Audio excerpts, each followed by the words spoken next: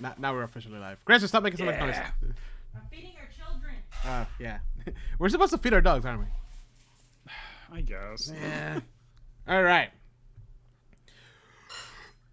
Wait, how do we... Man, it's been so long, I don't even remember how we do the intros anymore. Welcome to... Oh, that's right. What we do is that we go... Talk of opportunity. Chris said you're live. Let's get ready. Move the mic all around you. Now in stereo. Right. Sentiment. What a dreads that. This is what Sony Dolby is, right? Isn't it? I don't... Dolby Atmos. Literally unlistenable. Their latest. That's the title. Oh shit! All right. Well, welcome everybody to another episode of A Talk of Opportunity, a podcast all things about all the other things that I don't want to say. Dungeons and Dragons, tabletop podcast about everything. Today we're going to be going over the stock market. Yeah. How's the Dow doing? I don't know. So good. It's All right, feeling pretty down. Anyway. Yeah.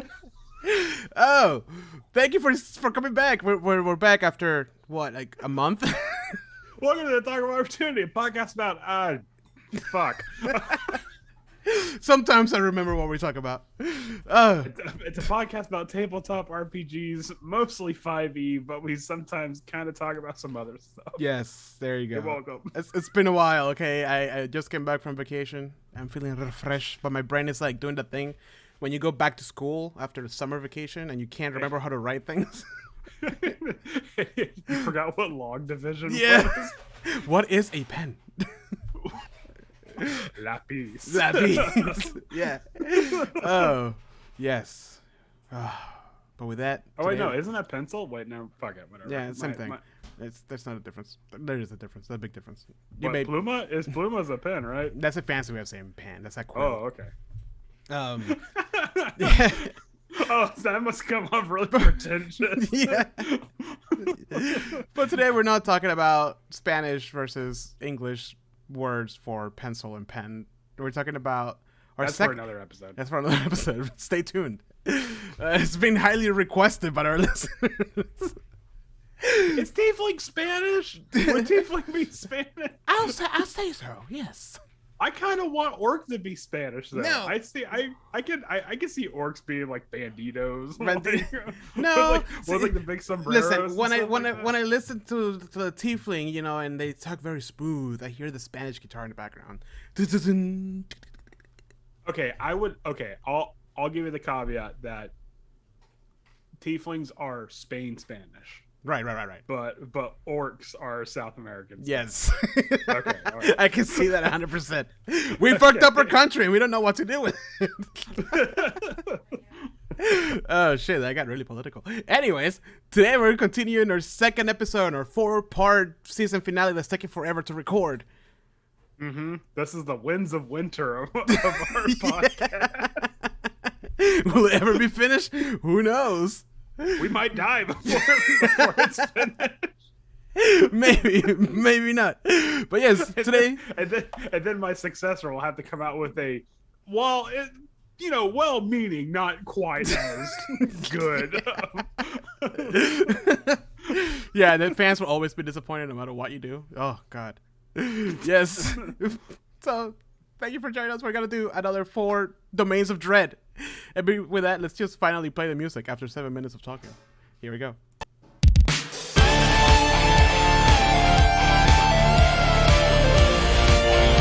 So after that brutal assault by the orc warrior, the initiative now goes to you.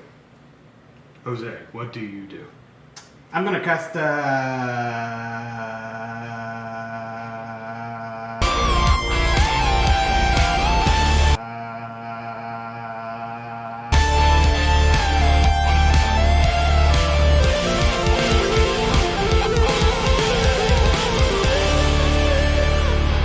Oh God, Andrew's dying. Oh, there's someone up my nose. Andrew, Okay, fine. I need you. I didn't do any research. No, you have to carry on in my stead. No. Oh shit.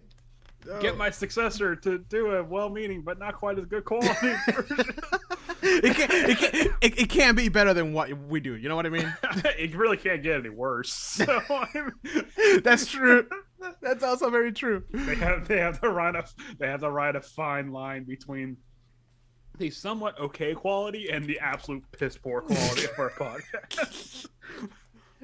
Oh, talking about piss quality, let me share it with the group so they can join us if they want. No, I was drinking my coffee during the break, and admittedly I did it to myself. I was doing the annoying like slurping thing, and I inhaled, and it went right up to my sinuses. And it was just like the coffee was like to my sinuses. Oh God. See, with tea that wouldn't be so much of an issue, but with coffee, I can see that. I think it was just anything. It could have been water. It's just like my brain's like, you're drowning. You're dying right now. Oh shit! Well, do you wanna get into what we're drinking? No, I was drinking coffee. No, I'm drinking my sinuses. I'm having a French press of a coffee that I forgot to get the name of the label off of, but it does have notes of creme brulee and dark chocolate. That sounds good. It actually is pretty good. I am drinking. Oh shit! Valexion, improv as in chat suggestions allowed if they make sense, or improv as a DM did not planning. Oh, you're looking at our tags. Welcome to another episode of A Talk Opportunity. Yes, you can chat with us. Tell us what you think. We're gonna be talking about the domains of dread and how we will use them in Dungeons and Dragons. Welcome, Valexion. Yes, and please tell us how you're disappointed in our lack of research. Everything is fair game. Yeah. Please go for the knees. Low blows. We cry a little bit, you know. We do that. We tend to do that off camera, though. Yeah, that's true. We won't make you feel awkward. It's just like after the Vecna episode, I was like, I did my best. We need to do a second part of that. We do. But hold on. I'm drinking one of my favorite teas out there. This is Jasmine Jinhao. I think it's like the second tea. Hold on a second. I need to sit back to my girlfriend. Love you. Love you too. See, now we're classified PG-13. They're gonna take us down from Twitch. Yep. That was it. That's what did it. But anyways, Jasmine Jinhao is like the only tea I drink for some reason here. I need to give me some more teas because I realized that all the teas that I've been in the episode I already had. So I'm gonna buy. They have a variety pack. It's like a big box with like tiny little baggies. Why don't you try some oolong? I do have oolong. I love oolong. There was this tea that they had at Tivana. It was samurai oolong, and it was like oolong with like notes of peach. It was actually really good. Dude, the profile of oolong is so distinct. Like I don't understand like how a leaf can taste so different. Like it's weird. Well, I mean, it's just it's the same difference as a tea leaf to like the bay leaf. You know, Yeah, like you look at a bay leaf, and you're like, yeah, it looks like you can just pick this outside. No. If you pick those oak leaves, you will get the shits. Yeah. But a bay leaf, or maybe two, is really good in in some soup. Yes. So. Or rice. Yeah, or rice. It's weird. Oh yeah, it's great. It's great at pilaf. Holy crap. Oh yeah, for sure. And the thing is that it doesn't taste like bay leaf. The bay leaf brings the flavors up. Yeah. How? It just. It's just like salt. It just kind of boosts the natural flavors. Yeah, but how that works, So. we'll never know. But you know what? We know how it works, or sort of, or maybe I don't know. Yeah, don't we really can't. We have a better knowledge of what these things work than how salt works for sauces and how coffee works for barbecue sauce. And Andrew, we're here. Domains of Dragons. Andrew, we're here to talk about Dungeons and Dragons. Damn it, we lost all our viewers. So dark coffee is really good. If you give it a little bit to some barbecue sauce, gives it a bit of zing, just a little bit. Right. No, seriously, it does. Seriously, just like it make like a shot of espresso, add it to some barbecue sauce, put it over the pot, and stir it. Oh, okay. Coffee to the barbecue sauce. Yeah. Oh, I thought you said barbecue not sauce like to barbecue. the. How American are you? You put ranch in there too? Anyways, last episode. Black Rifle coffee. It's the only coffee for me. So last episode we spoke about the first 4 domains in the book, which are Barovia. Obviously, I mean we already read that one. Awesome stuff. Bloodspur, which is the space aliens with can color out of space. Yep. Yeah. Then we have Borka, which was the Game of Thrones-ish type. Political intrigue. That's what it was. That's what it says. It's political intrigue. Don't make fun of me because I was reading the book. Fucking nerd who reads. I know how to read. My name's Andrew.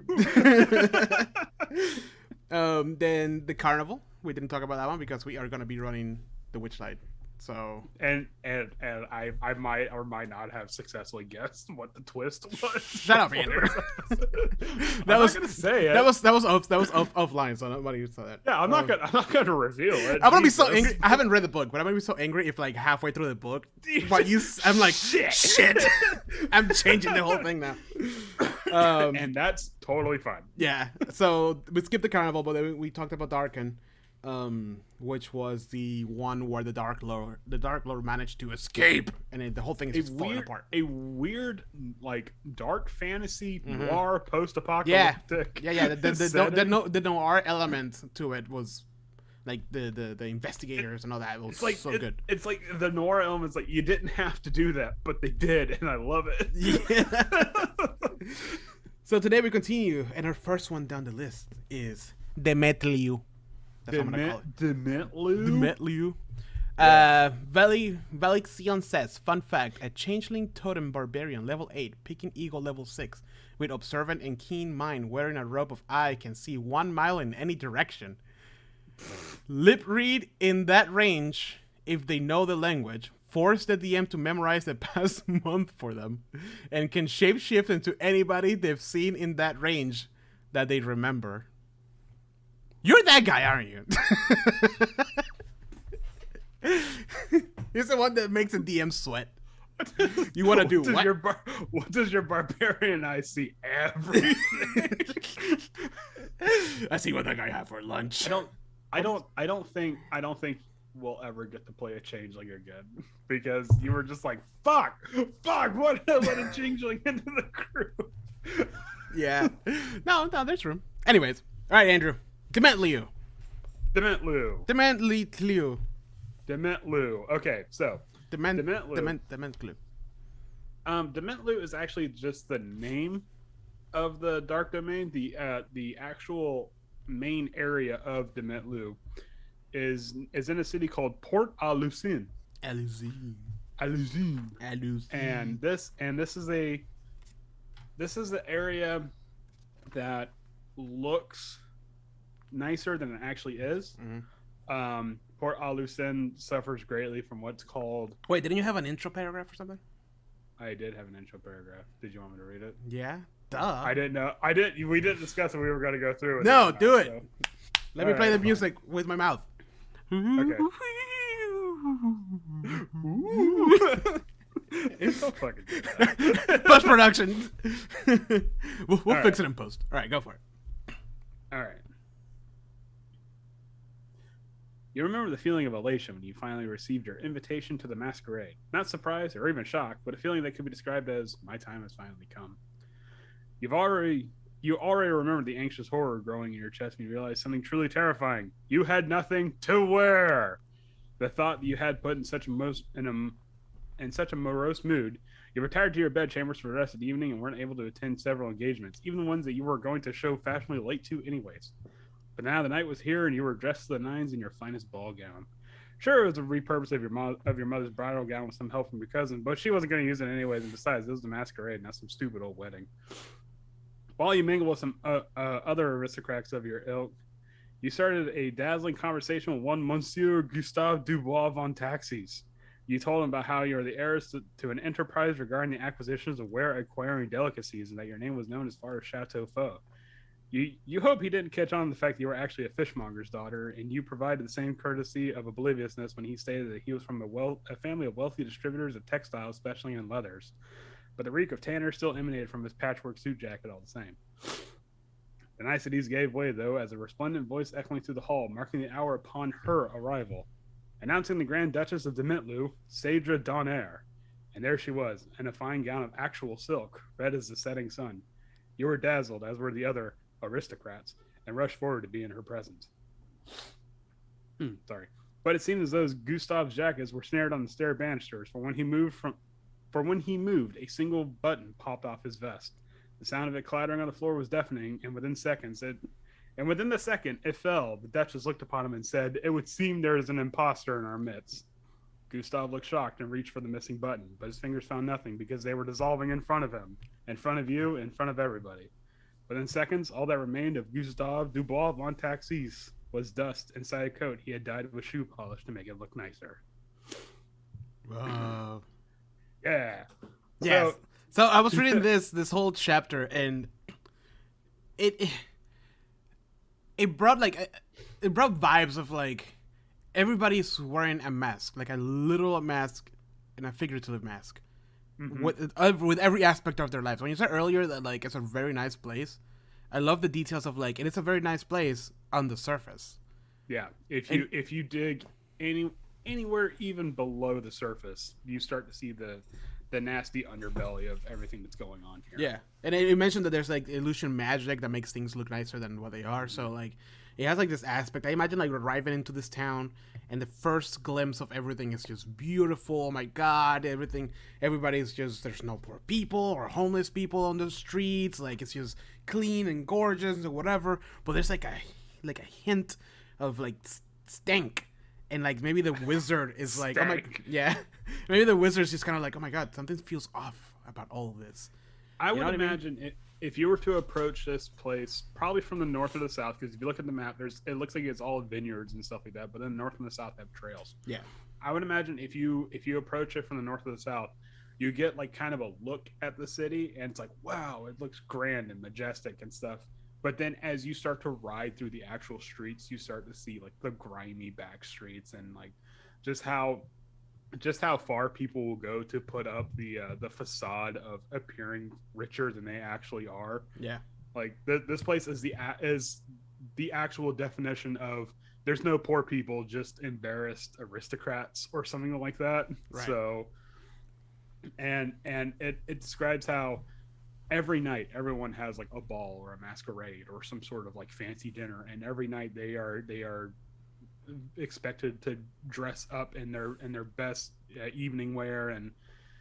But the thing about it is that these people are poor. Like food is hard to come by, and the lavishness of their parties is so much so that they are literally digging into the trash to find scraps of food, and then they're just making it look better by adding a little bit of puff pastry to it. And I love that they specifically say pate and intricate dumplings. Pate, yeah. just cover it with a little what's it called? Fuck, I want to say masa because my brain's in Spanish right now. But yeah, sure enough. But yeah, no, it's an empanada now. Just take it, just cover it up. Like, oh yeah, sure, it's whatever. Like we're not having fish eyes. We're having premium caviar or something. Right. Like there is the cruel irony of this place is that everyone is poor, but no one wants to admit that they're poor. Yep. And there's actually a very good reason as to why. And everybody is aware that everybody's poor. Everybody's aware that the city is. There is a layer of mind games going on in this place, because everyone knows that everyone's actually poor, but no one wants to admit it. Right. And the first person to admit it is, well, we'll see what happens. Yeah. And the mind games gets even worse when you introduce places like Shadowfell and stuff like that. Like those places are. Yeah, for sure. So tell me a little bit about the Dark Lord, Cedra Donaire. Duchess Cedra or Cedra Donaire. She is the Duchess of this place. She rules from the central. No, that's the Mother of the Tears Cathedral. Anyways, but she rules from the ducal manor in Port Alucin. And I think it describes every 10 days she has a masquerade ball. Yeah. And this is the place to be. Like, this is anybody that's anyone shows up at the masquerade ball. Even if you don't have an invitation. Yeah, you have to have an invitation. And no, I'm saying like, even if you don't have one, people like wants to be there. They try to sneak in and shit. There's a lot of cutthroat goings on about trying to get into the masquerade. And everyone knows they're going to get invited because they, like I said, they have this sort of like pompous air, like, oh yes, I am the son of blah blah blah, like, you know, I'm a bartender, of course I'm going to get invited because whatever, you know, everyone has like this fake air of importance. But when they do get invited, this sense of dread sets in because you have to be the perfect aristocrat the entire time. Right. Because you go to this and you have to put on airs like you wouldn't believe. It is a straight like dog and pony show the entire time. Everyone is fake. And the moment someone slips, the moment someone reveals or trips up and makes a mistake and shows that they are actually like a lower class person, boom, they get disintegrated. And they are hit with a DC 18 disintegration spell. And because most of these people are nobles, probably commoners. yeah, either commoners or the highest stat they're probably going to be as nobles, they're not going to make that save, and they just immediately disintegrate in front of them. Right. And the worst part about it is, I think it describes that like the person disintegrates, and then there's like a little bit of a shock, and then the party just keeps going. Because you're not supposed to draw attention to it. Like, oh no, the masquerade is a big thing. Okay, this person, they did that to themselves. Don't worry about that. Let's worry about the social affairs and, you know. Now, why do they get disintegrated? So, why they get disintegrated is because the air of falsehood probably rings a little too true to Sadra's backstory herself. Which I love, by the way. Yes. So it's so good. Fucking Game of Thrones again, man. It's like oh shit. Yeah. Okay, so Sadra's backstory is that she grew up poor in the countryside. She was a farmer's daughter. Well, she didn't know, and, but like, no. I mean, factually, she grew up poor. Yeah.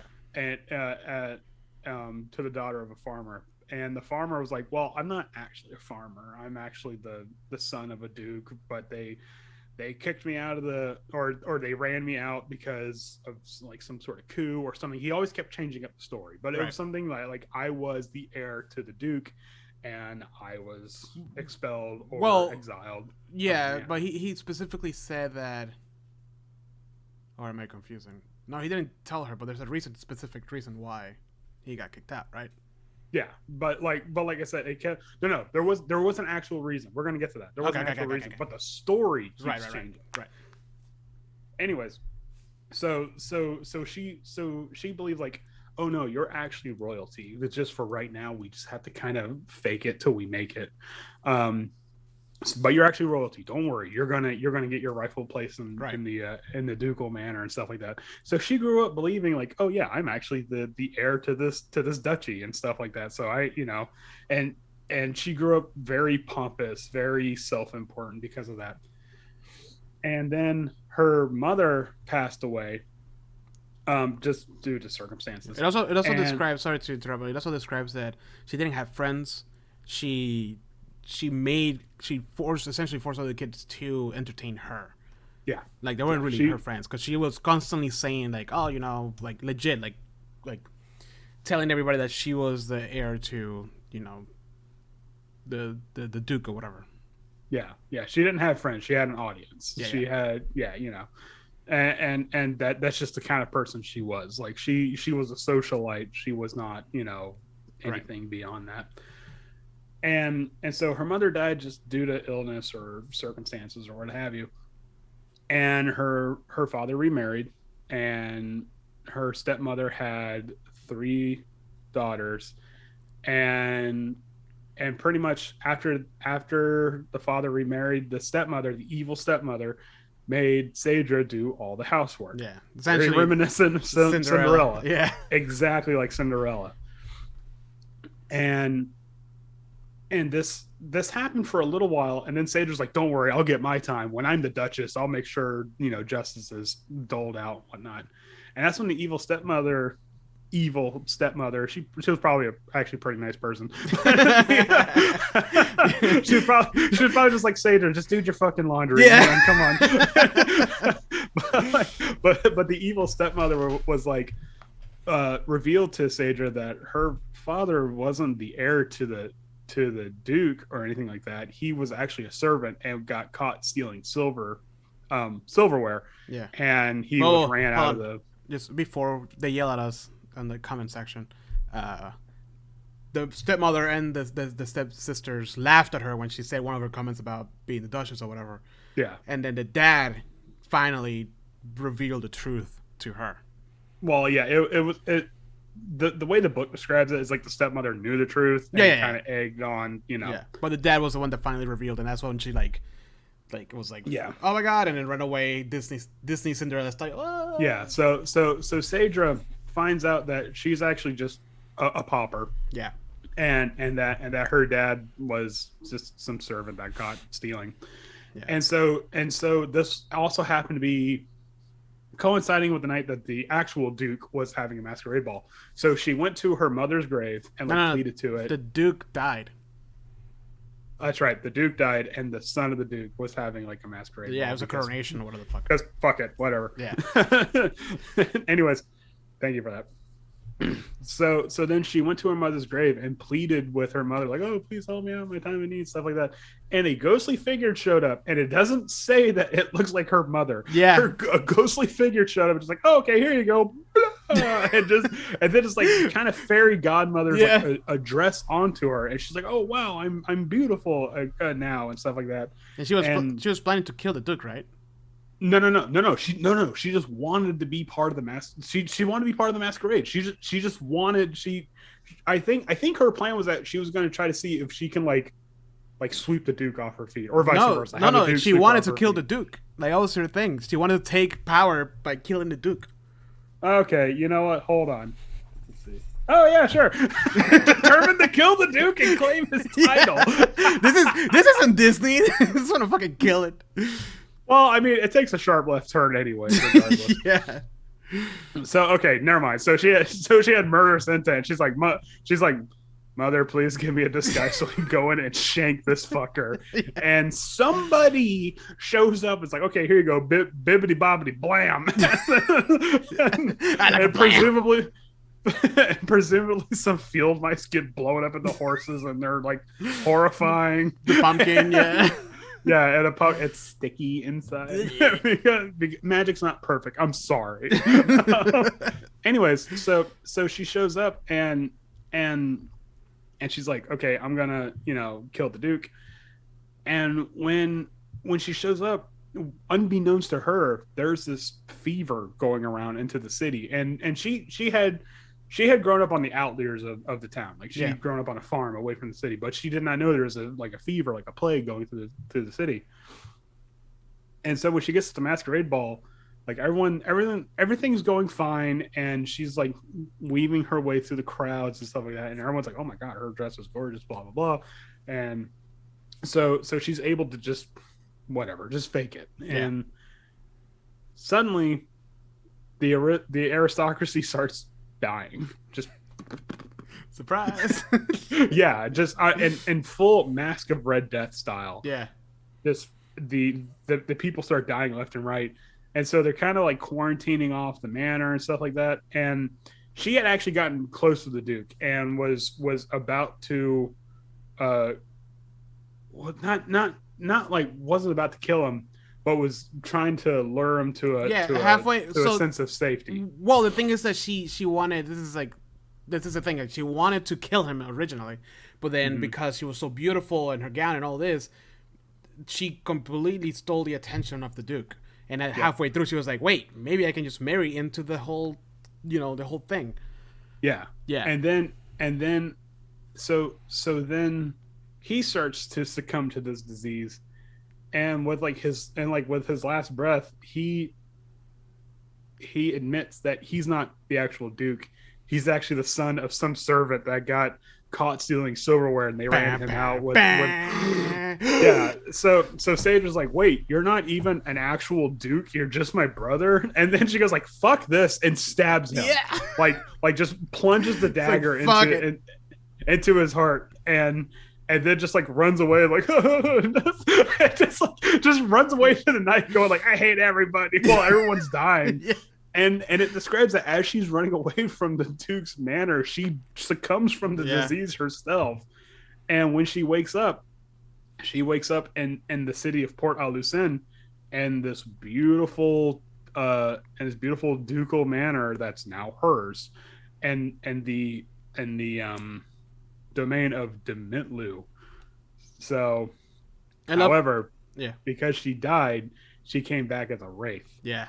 So she can wear all the prettiest clothes and makeup and masks and stuff like that, but she still looks horrifying. Yeah. She still looks like a figure of death.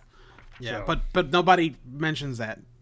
no, Because absolutely not. Because everybody wants to be, high in the hierarchy.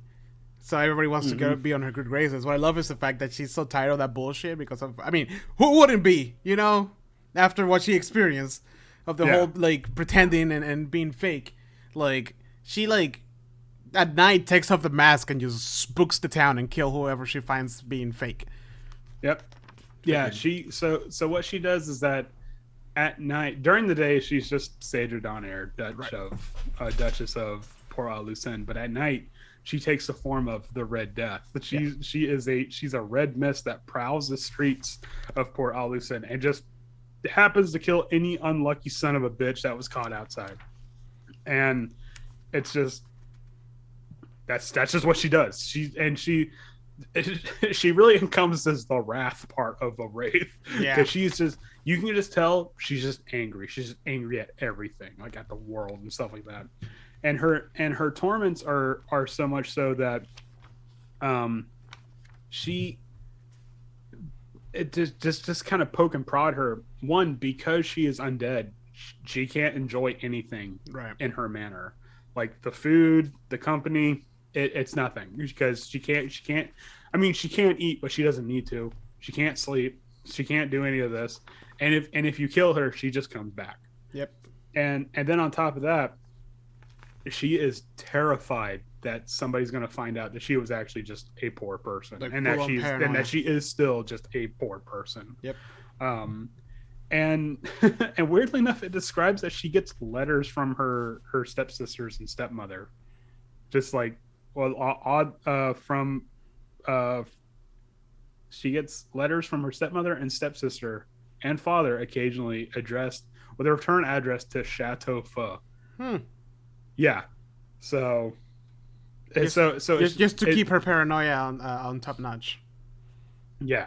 And she is paranoid and angry and just pissed at the world. I love the name because Shadowfell. Yeah, Shadowfell. Yeah, it's really nice. Because she feels like she should have had the world on a platter, and then everything got in the way. We are talking lies, deceit, and then a plague got in her way. No shit. Everything knocking her down. Yeah, and like even when she thought like, oh, maybe I can marry, maybe it'll be like an actual like legal way of getting into like the whole thing. Mm-hmm. Boom, the plague, the guy's brother, like all that bullshit. Like Jesus. Not even magic. Oh, by the way, the reason why he was not the Duke's actual kid is because the Duke was incapable of having kids. Yeah. Anybody who's wondering, like, oh, why didn't he just have his own kid? Yeah. Minor detail, but kind of important. Yeah, but it's just like not even with the use of magic, she couldn't climb the social hierarchy. Like she was constantly like doomed to be at the lowest rung of the ladder. Yeah. So and the great like perverted style of the Dark Dominions, like, okay, here you go. You wanted to be the top of the food chain, but guess what? Everyone else has got it way worse than you. Yep. So let me ask you this: like, now, how does an adventure in this kind of setting look like? Because it seems to be a lot of role playing, a lot of like specific roles, like performance, insight checks, like that kind of like. I don't see a lot of fighting. This is a Borka type situation, in my opinion. There might be a little bit of fighting, but not super duper heavy. Right. According to the book, like what does the adventure look like? Like what is, you know, like in some of the other ones that we did, like we're like for Darken or whatever, we were like talking about, you know, like finding, you know, wow, it's been so long, finding how this guy how just how he escaped, and who's against you, who's for you, like all that kind of stuff. How does it look? How does adventure look for the Dementlieu? For Dementlieu, this is gonna sound weird, but I would actually say have the adventure, not just session 0, but have the adventure with the adventurers knowing what they're getting into. You think like so? Shouldn't it be the opposite? The only reason why is because you want that fear of, oh no, we're gonna get caught the entire time. Right. So, okay, that makes sense. Because otherwise, people would just spot them really easily. Yeah. But they're not being fake though.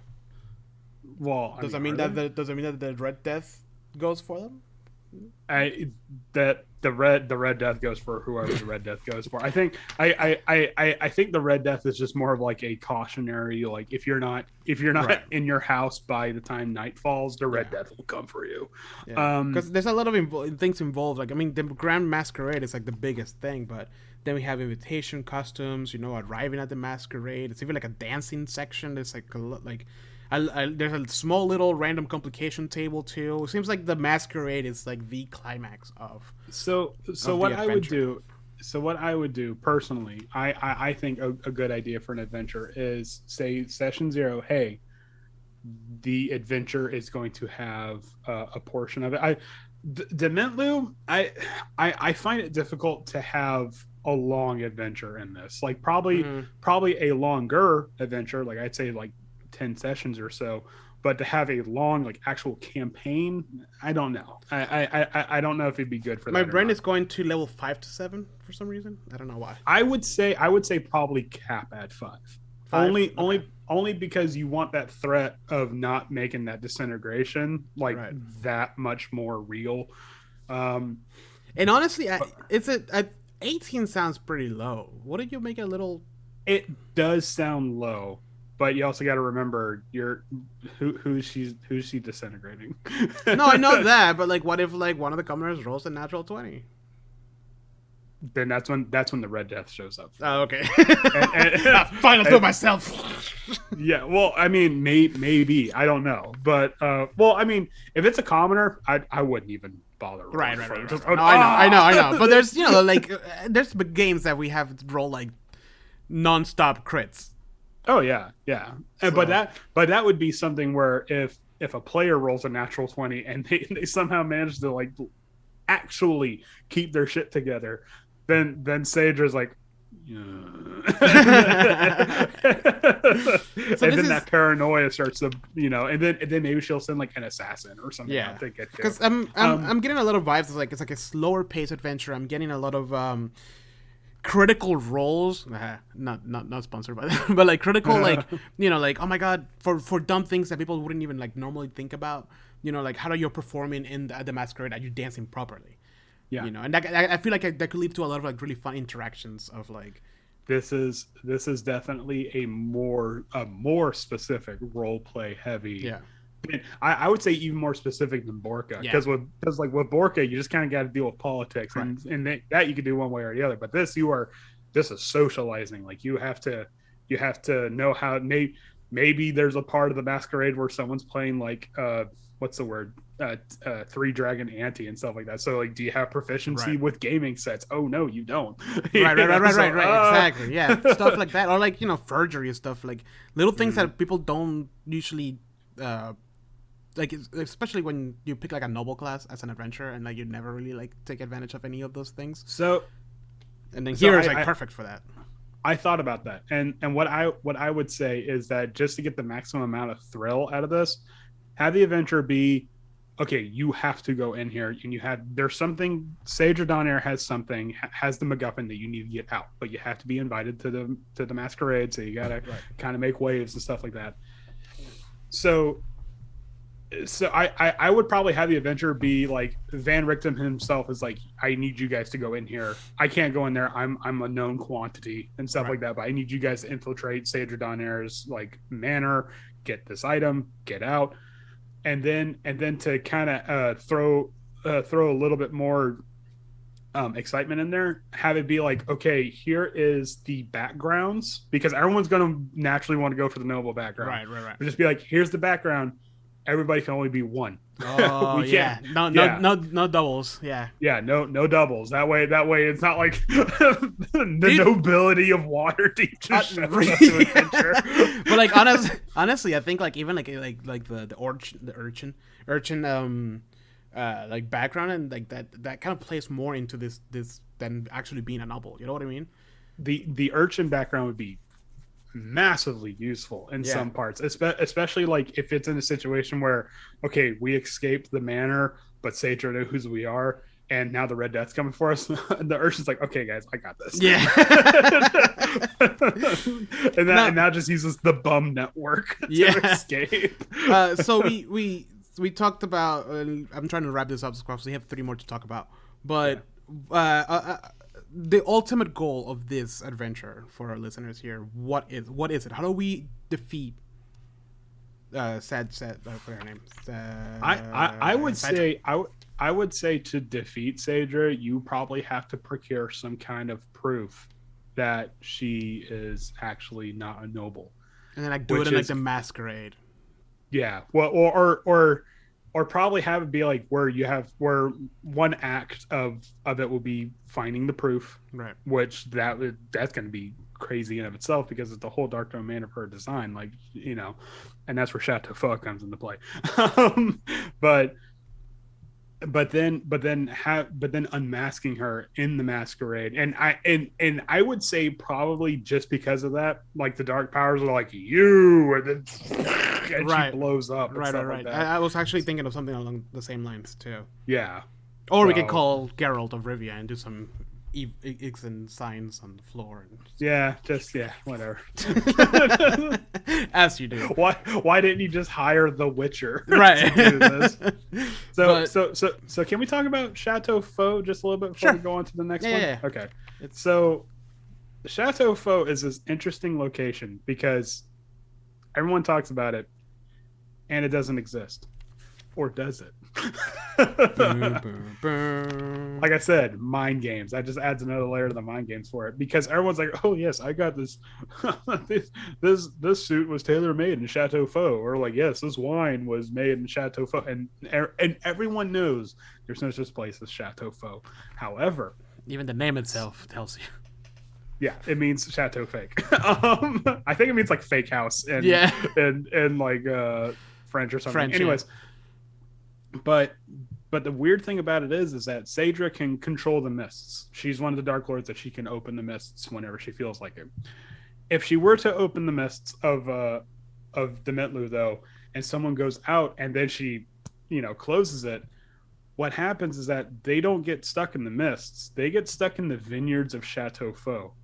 And they see through the rolling hills of meadows. They can see houses in the distance. They can see a farmhouse in the distance, but they can't get any closer to it. And then eventually they just somehow make their way back to Port Alucin. So I'm thinking, if you really want to make that adventure something really cool, have some sort of item that makes the adventurers like immune to the presence of the mists, and actually have Shadowfell be her actual house that she grew up in. And that's where you find the evidence that where she is or what she used to be and stuff like that. And they'd be like, "Ha! Get the MacGuffin, get the evidence, and then go to the masquerade repair." Yeah, and it's just like I did the impossible. I found your own natural home. And she'd be like, "No, you are the fake." She's a phony. There you go, SpongeBob reference. Just put him she's up. She's a big fat phony. Shit. Yeah, it's a good one, but you're right. I see it as a shorter adventure. Definitely, I don't think there's a lot of room to extend it for longer than what it needs to be, because otherwise it just becomes obnoxious. It is interesting, but yeah, just like you said, it's very self-contained. Right. So I this would probably either be a short adventure or like the first part of a larger adventure. Yeah. Like if you were to have an adventure where you have to go through different domains of dreads, like the smaller ones, this would probably be one of the very first parts. No, I can agree with that. All right, Andrew, now twisting the knob onto the from peaceful. All right, enough of this role playing bullshit. Peaceful role playing intrigued to all the other side of Just cranking all the way. Just Violent, bloody.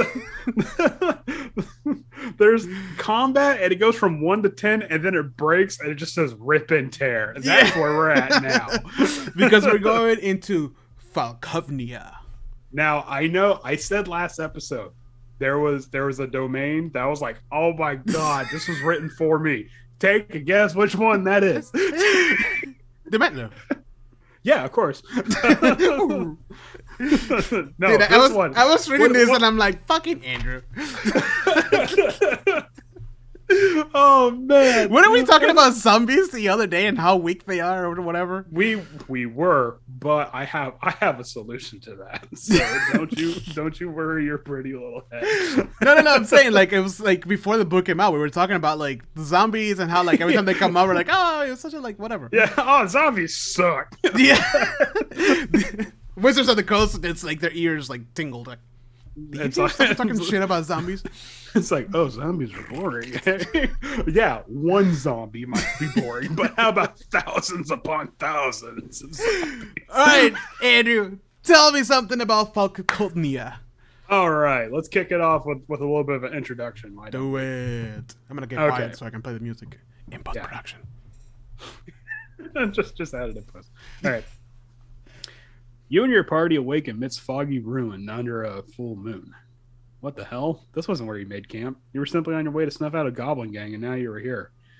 You ask Wizard what's going on, but unfortunately his magic brings no answer. Guys, the ranger says, perched atop the rubble to get a better view.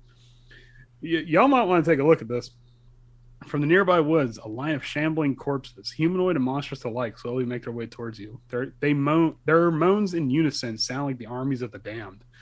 The undead are upon us, says the paladin, his sword already aglow. Let them meet their doom. And like he said, suddenly they were upon you.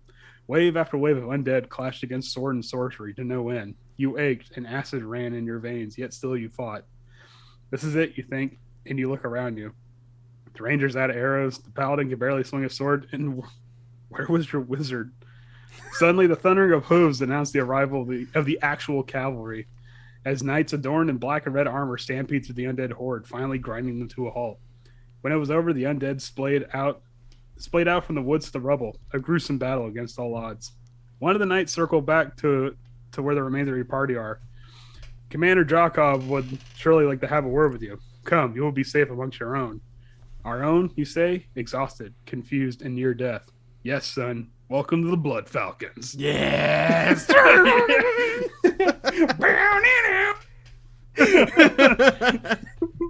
And that's the moment that would be the moment where, like, in my actual campaign, like, copyright laws be damned, I'm playing like Sirith Ungol's Join the Legion. Whatever, Twitch will mute it, but who cares? Yeah, blah blah blah blah blah. I don't care about Twitch. Dude, right. Yes, I was reading this and I was like, fuck man, this is so cool. And the whole time I had like the Walking Dead soundtrack in my Oh yeah, that and what's it? There's probably like the battle music from what Darkest Dungeon and shit like that. Oh like, yeah, you really want those dark like tribal like music playing. Oh man. So it sounds to me, Andrew, zombies and lots of zombies. No, not just zombies, undead. Wait, yeah. There's a difference? There is a difference because all zombies are undead, but not all undead are zombies. It says in the book that there's waves of undead. So guess what? Hey, zombies aren't proving that much of a challenge. All right, time to go to the monster manual and filter through undead and just start throwing shit at them. Drop down menu, undead. CR Yeah. 5. Yeah, CR 17. Okay. Let's get those Dementlius in there. Alright, Okay. alright. Tell me about this wonderful place covered in blood. Falkovnia is a shithole. Falkovnia is a land that is constantly in war. The crazy thing And is that the zombies is not really the main. The yeah. main Oh, yeah. No, danger no, no. or evil. The weird. Oh god. Okay. So the weird thing about Falkovnia is that like the best chance that this place has to survive is in the Dark Lord herself, but the Dark Lord is also the worst chance that this place has. I love it. I was So, reading and okay. I'm like, oh man, where is this going? And I'm like going to the end and then it's like you're probably gonna touch it, but there's like a little paragraph. So I'm just like, oh, so that's what. Okay. Yeah. Okay. So Falkovnia is this land where it's a lot of it is forest, but there's a lot of plains and one city. Sorry, one city, a lot of ruins, and this place is constantly in war, and it's a war against the living and the dead, and it describes how every 10 days No, the fog rolls. It's once a month, right? Oh yeah, sorry. What? Yeah. The other sorry. one was a week. Yeah. Yeah, the other one was every 10 days. I was like, damn. No, sorry. No one's surviving this bitch. Oh, yeah, I forgot because there are some logistics involved here. Yeah. This one describes that once a month, or in the light of a full moon, just Or the lack undead of. start pouring out of the fog. Yeah. And every month the dwindling forces of Falkovnia, known as the Blood Falcons, have to rally the people and kind of create like a sort of peasant army to defend against the waves of the undead. Yeah. And what's even worse is that this is all led under the tyrannical grip of General Vladeska Drakov. Yeah, I wonder where they got the inspiration for this Dark Lord is so clear. Yeah, right. Oh yeah.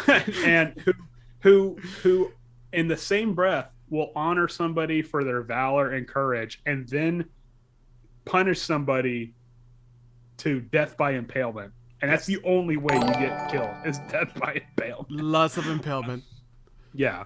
So the dark General Drakov is pretty much barely holding together this like shattered bits of an army.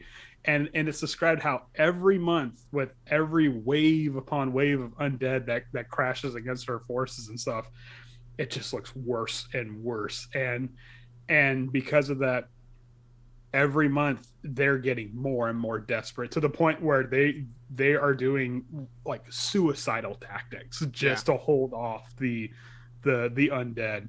Yeah, but hold on before you. Oh, I don't know if you have planned this, but before you go too far with the actual like undead part of it, talk to me a little bit about like, because what I gather from this is that she is a master tactician.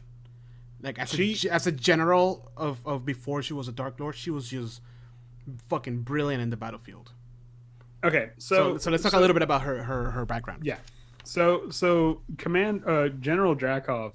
Or actually, no, is she a general? She might just be commander. I might be giving her too high of a... Whatever. It's fantasy. Yeah. So, she's a general now. Anyways, so Commander Drakov, she was the leader of this like cavalry group that was known for having like immense amount of success in the mortal realm or the material realm. And she was known for just like sweeping through towns and burning and pillaging and stuff like that, and just like war crimes abound. But she got the results, so she was highly celebrated. Unfortunately, during one of her attacks, she kills a special somebody. The book doesn't. They say quite soul. Yeah, it says a special soul specifically. Yeah. It doesn't quite describe who it is. It can give you examples, and I imagine this is probably where like the player character be like, "Hey, do you want to be like a descendant of this person?" So you can get, you know. But it describes that they killed somebody that was special and loved by the country, and because of that, her opinion, her political opinion went complete opposite. And Well, and her just not like her that, opinion, her the way people looked at her. well, yeah, that's what I meant. Like that's what I meant. Sorry, the opinion of her Yeah. just completely flipped, and just like that, she went from being a war hero to like a renegade outlaw with a band of bloodthirsty Mercenaries, cavaliers. Yeah. Which now that you say And- that, it's kind of funny because she does that to certain people. Like, I don't know if you remember that bit in the chapter. Anyways, so go on. Well, I mean, you could probably expand on that afterwards. So, and you might have to help me out here because I'm a little foggy. Haha, no pun intended. but she eventually was caught, I believe. No, or she wasn't was caught. cornered. No. She started. So the lords in the material realm where she was like being essentially persecuted for her and her band, they all united, right? They're like, oh, we're gonna take care of them, we're gonna kill them. Blah, blah. It was kind of like that I like to think, oh man, there's like a specific part. Okay, whatever. Like you said, like she was a hero. No, sorry. What happened was that she's like, okay, you guys want me to be the monster, I'll be the monster. And so she used her tactical genius against the very forces she was fighting. Yep.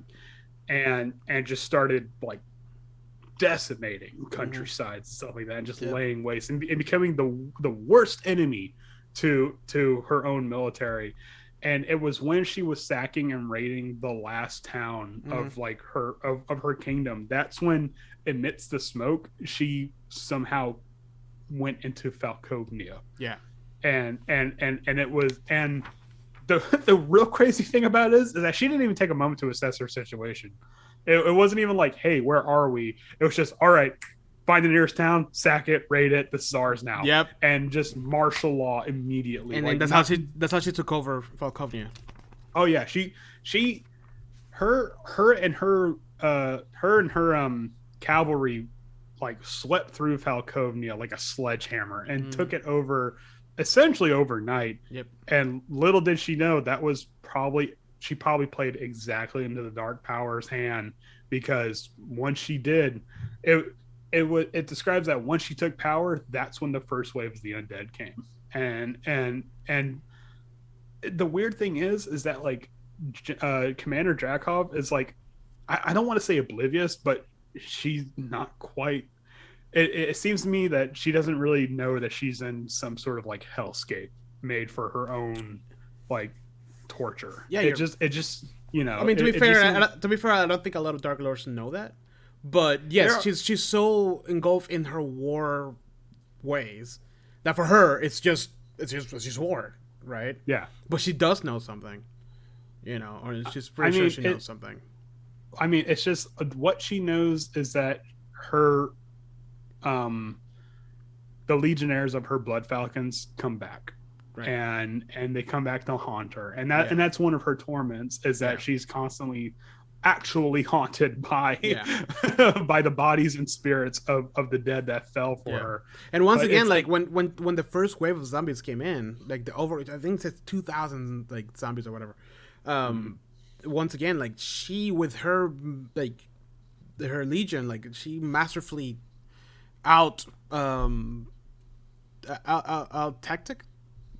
Well, she routed. Yeah, like she managed to like keep the waves of the undead away, but she lost like more than half of her troops. She is the definite. For whatever reason, it would seem like her tactical genius has been muted by the Dark Powers, because all of her victories become Pyrrhic victories. She's always facing greater and greater losses. Yeah, and in the aftermath of each of these attacks. Yeah. And her bloodlust is that she can't admit that she's at fault here. Like she can't admit that she's the problem, and she would rather die than surrender or something, or at least step down. Yeah. She's kind of like a twisted version of like Stannis Baratheon. Like she'll break before she bends. Yeah. So exactly. But yeah, so that's how she came to power. But yes, now going back to the actual land of Falkovnia, once a month, the undead and zombies come back, and they all go to the one town Lakar? Lakar. Lakar? Lakar? Laker? Like where she's at, right? Now take it away. And it's described that it's the only city left. There were cities. Yeah. There's one that for some reason has a oddly fertile crops or ground for crops and stuff like that. So that's the only kind of food they can get.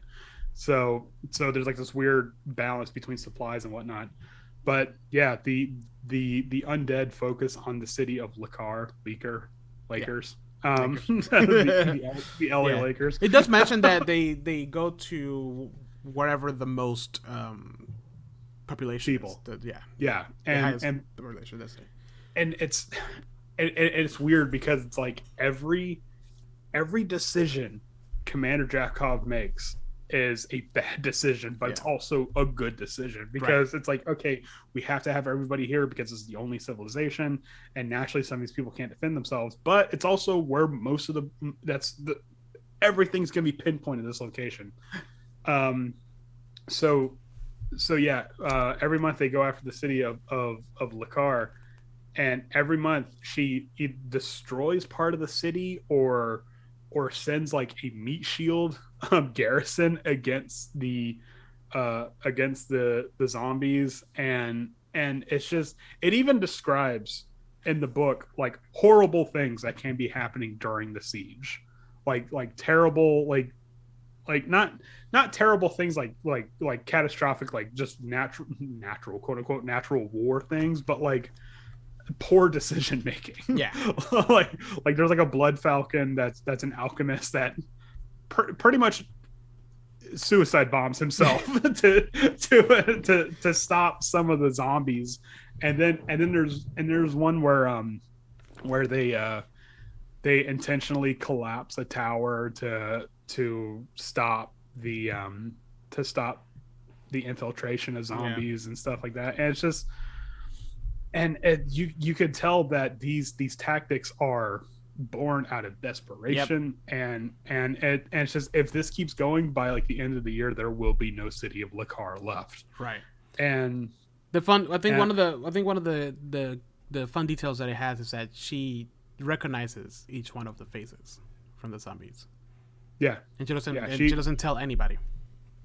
No, that's one of her torments, is that she is forced to recognize like at least some of the faces of the undead that are against her. Yeah. And every month she recruits more and more people, and these are haphazardly trained. They are not swordsmen, and by design most of these people are not swordsmen and stuff. And so because of that, when the adventurers go into Falkovnia, they are a prized possession.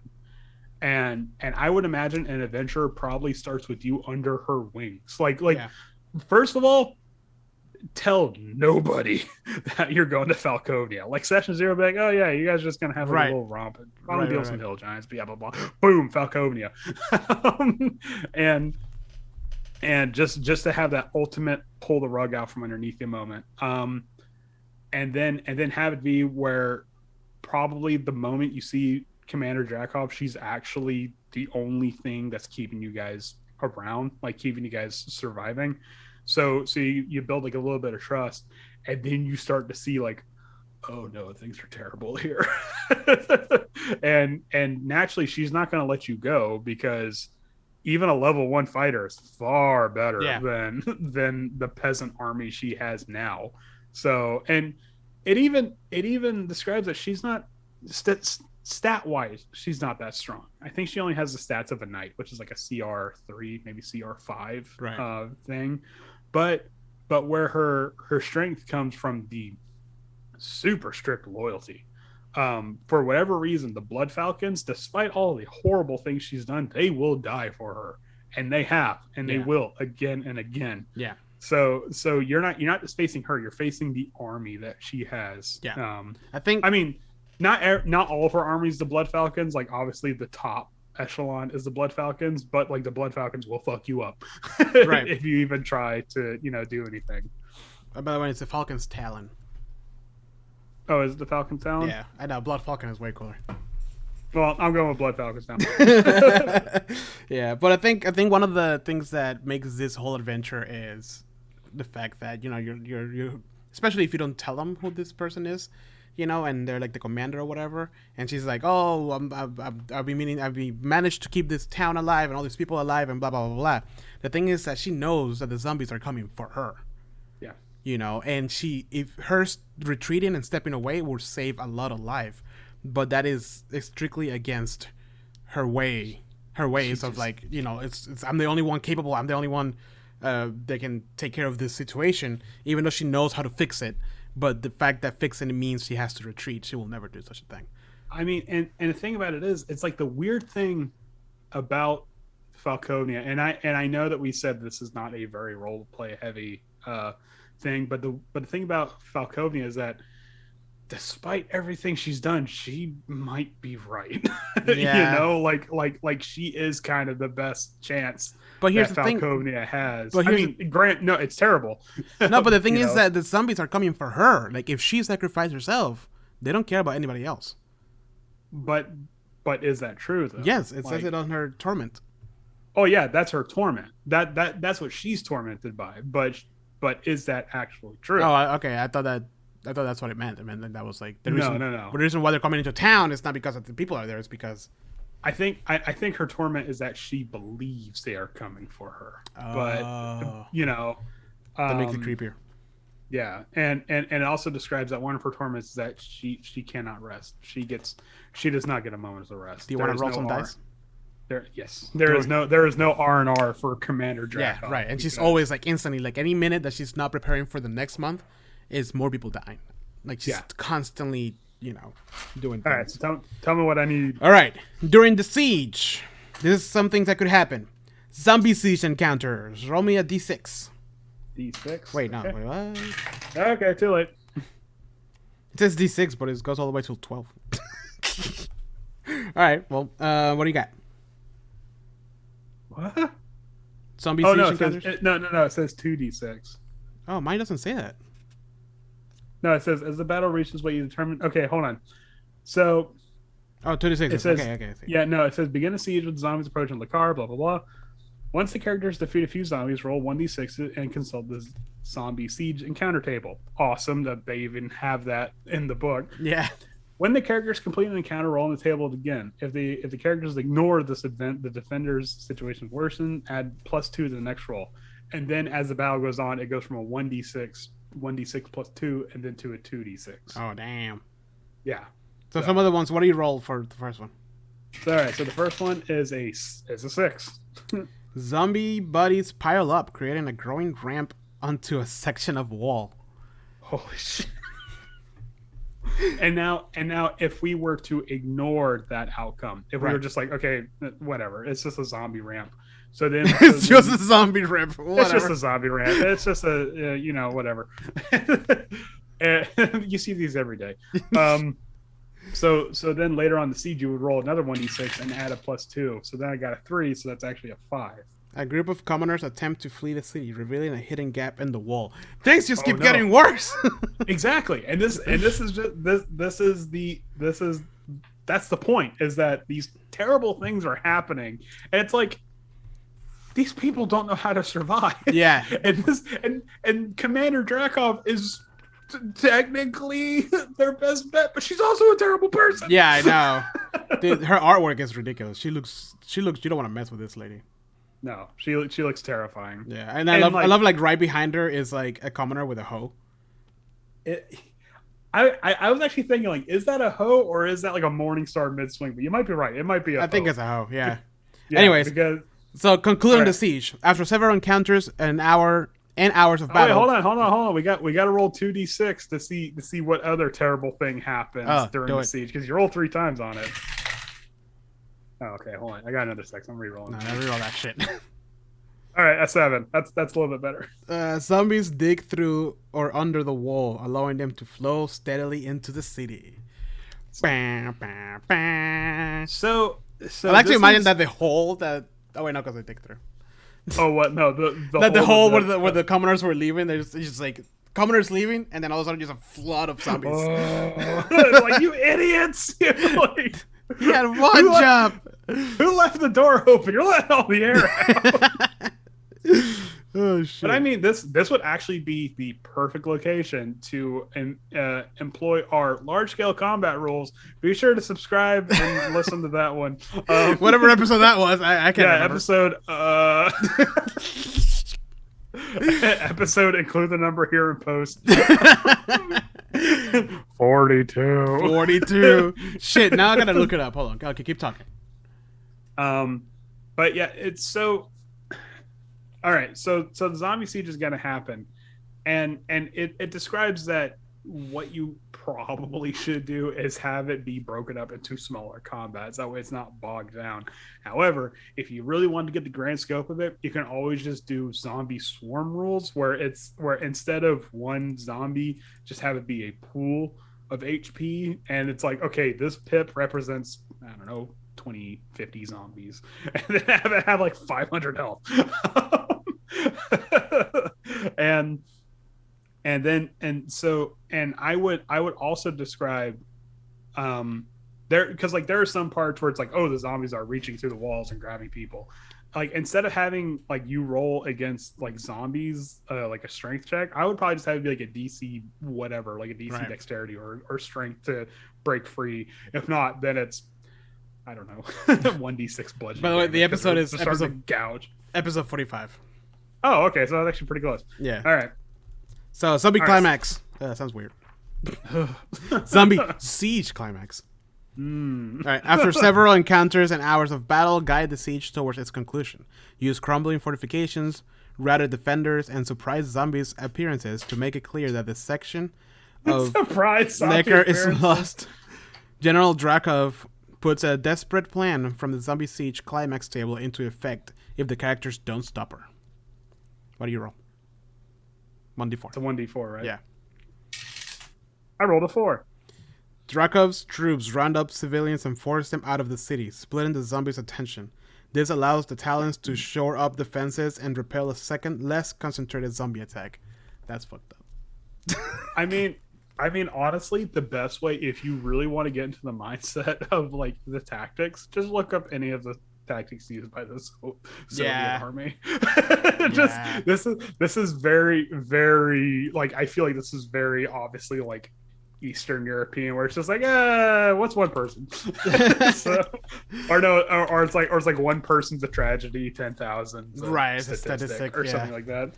All right, so that's pretty awesome, and but we need to wrap it up so we can move to the next one, because otherwise we'll be keep talking about. I mean, I'm forever. just saying, if I were to run a session in Falkovnia, I would probably start it with a siege. Mm-hmm. Just just throw it, even if it's a small one, or at the end, or maybe the end of like the month. You know what I mean? Like so the characters have a month type situation. Yeah. Well, have them come in at the very end of a siege, so they still have to deal with like a wave of like a small wave of undead. And then that's when you introduce Commander Drakov. And then, oh God, you're impaling people. Right. And it's like, well, we also need to get food. So why don't you go to this weirdly fertile ground that we get food from, and blah blah blah. And yeah, and so it would honestly be like, I am tracking. You have 30. Am I a good DM? No, 29 days until you decide to go to Falkovnia in February. But yeah, no, you have 30 days to fix the problem. Right. What does that mean? I don't know. You're gonna have to go around, talk to NPCs. What I like about this is that there's a big change that it will take them a while to figure out that Drakov is the one that's, the problem itself. I would probably do a very good, I personally wouldn't do a very good job. I don't do a good job of anything, but I would probably try my best to have them at least build up a certain amount of confidence in Drakov. Right. And like show her that she is capable. Like she is very capable. But when the rubber hits the road, man, she makes some poor decisions. Yeah. And it's just, and she's very much a ends justify the means thing. And don't forget, Commander Drakov's not the only important person in Falkovnia. There's like rumors of an alchemist that's like making bioweapons for Falkovnia. What is this, Resident Evil? I guess so, because it's talking about like feeding the soldiers potions to make them stronger and stuff. So I don't know. There's pretty much, and like I said, if you don't want it to be zombies, switch it up a bit. Have like an undead ogre, or Yeah. I don't know if you're really mean, throwing an undead beholder or something. Oh God, no. I mean, yeah. So Sweet. oh God. It's yeah, definitely one of the most colorful domains of dread. And the color is red. Very red. This alongside Darkon, I was like, oh, I want to run an adventure in there so bad. All right, hardcore. Yeah, man, Barovia's bullshit. Why do we even play that? Who cares about Barovia? All right, Andrew, you have a paragraph for this one? I do. In fact, have a paragraph for this one. Talk to Okay. Get those wind sounds in there. All right. The blistering wind cuts your sunburnt face, penetrating the thin veil of linen that offers scant protection against the heat. You walk, exhausted and thirsty, through what seems like an endless desert. Behind you, a jackal-headed behemoth prods you forward with a spear. His muscular stature, a paltry... excuse me. His muscular stature, a paltry... Fuck. Why can't I read this? Sorry, I'm having a bad time. Cut this out. Start from scratch. I'm not cutting this out. Okay. The blistering winds cut your sunburned face, penetrating the thin veil of linen that offers scant protection against the heat. You walk, exhausted and thirsty, through what seems like an endless desert. Behind you, a jackal-head behemoth prods you forward with a spear. His muscular statue, a paltry mirror against your almost desiccated state. Eventually, against the sand dunes and the buried ruins, you come across a sandstone door with a hemp rope, the only thing keeping it closed. In the sandstone door are carvings of terrifying monsters and beings, but yet the hemp rope is what scares you the most. You look back, and over the shoulder of the jackal-headed creature, you see a twisted pyramid against the sky. He pokes you again and says something in his own language. But you know what it means. It means go forward and search for the Ka. He slashes the hemp rope with his spear and opens the sandstone door as bits of sand fall into the darkness. With only a pine resin lantern, not pine resin torch, you go into the darkness, and you take one last look at the sun-filled sky before the doors close behind you. So what I'm getting here is the mummy. Yeah. So what's Brandon Fraser? So Har'Akir is, if I even pronounce that right, Har'Akir is the land of a mummy lord called Anktapot. Anktapot. Not Instapot, like I thought you were saying. Yeah, Instapot. Instapot. You know very well our group will just call it Instapot from that day. I know. There's like... That's like Porca. Yeah. Like, if you call it Instapot, I'm fucking giving you a level of exhaustion. So this was probably... I would honestly say Har'Akir is probably the exact opposite of... where we're at right now in Rime of the Frost Maiden, where instead of temperature wise, yeah, where instead of like crushing cold and stuff, you're probably dealing with blistering heat. Yeah, the entirety of Har'Akir is a desert. I like how there's only like 3 sources of water. Actually, I think there's 4. There's 4. Yeah. Yeah, there's the White Oasis, the Muhar Oasis, the Red Oasis, and then a place just called Sex Tears. S-E-K. Sex Tears. No. We're not going there. Hey, I didn't say anything. Yeah. I know, but there's people in the audience. You know who you are. So, and it even describes that the sand is so much so that the sandstorms are so much so that there are 2 eternal sandstorms that just kind of make their way around Har'Akir.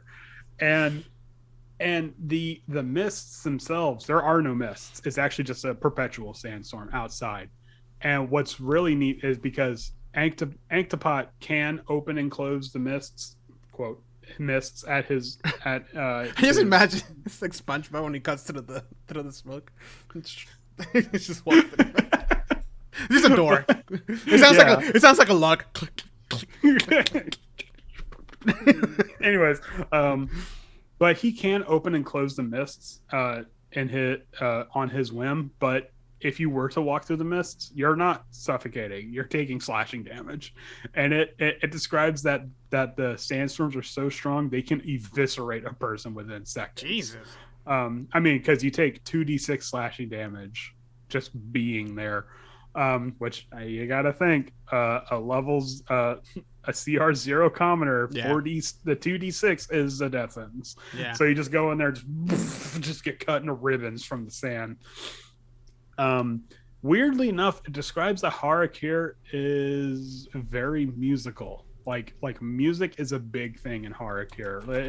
It describes how music is considered a sacred thing, like a holy thing.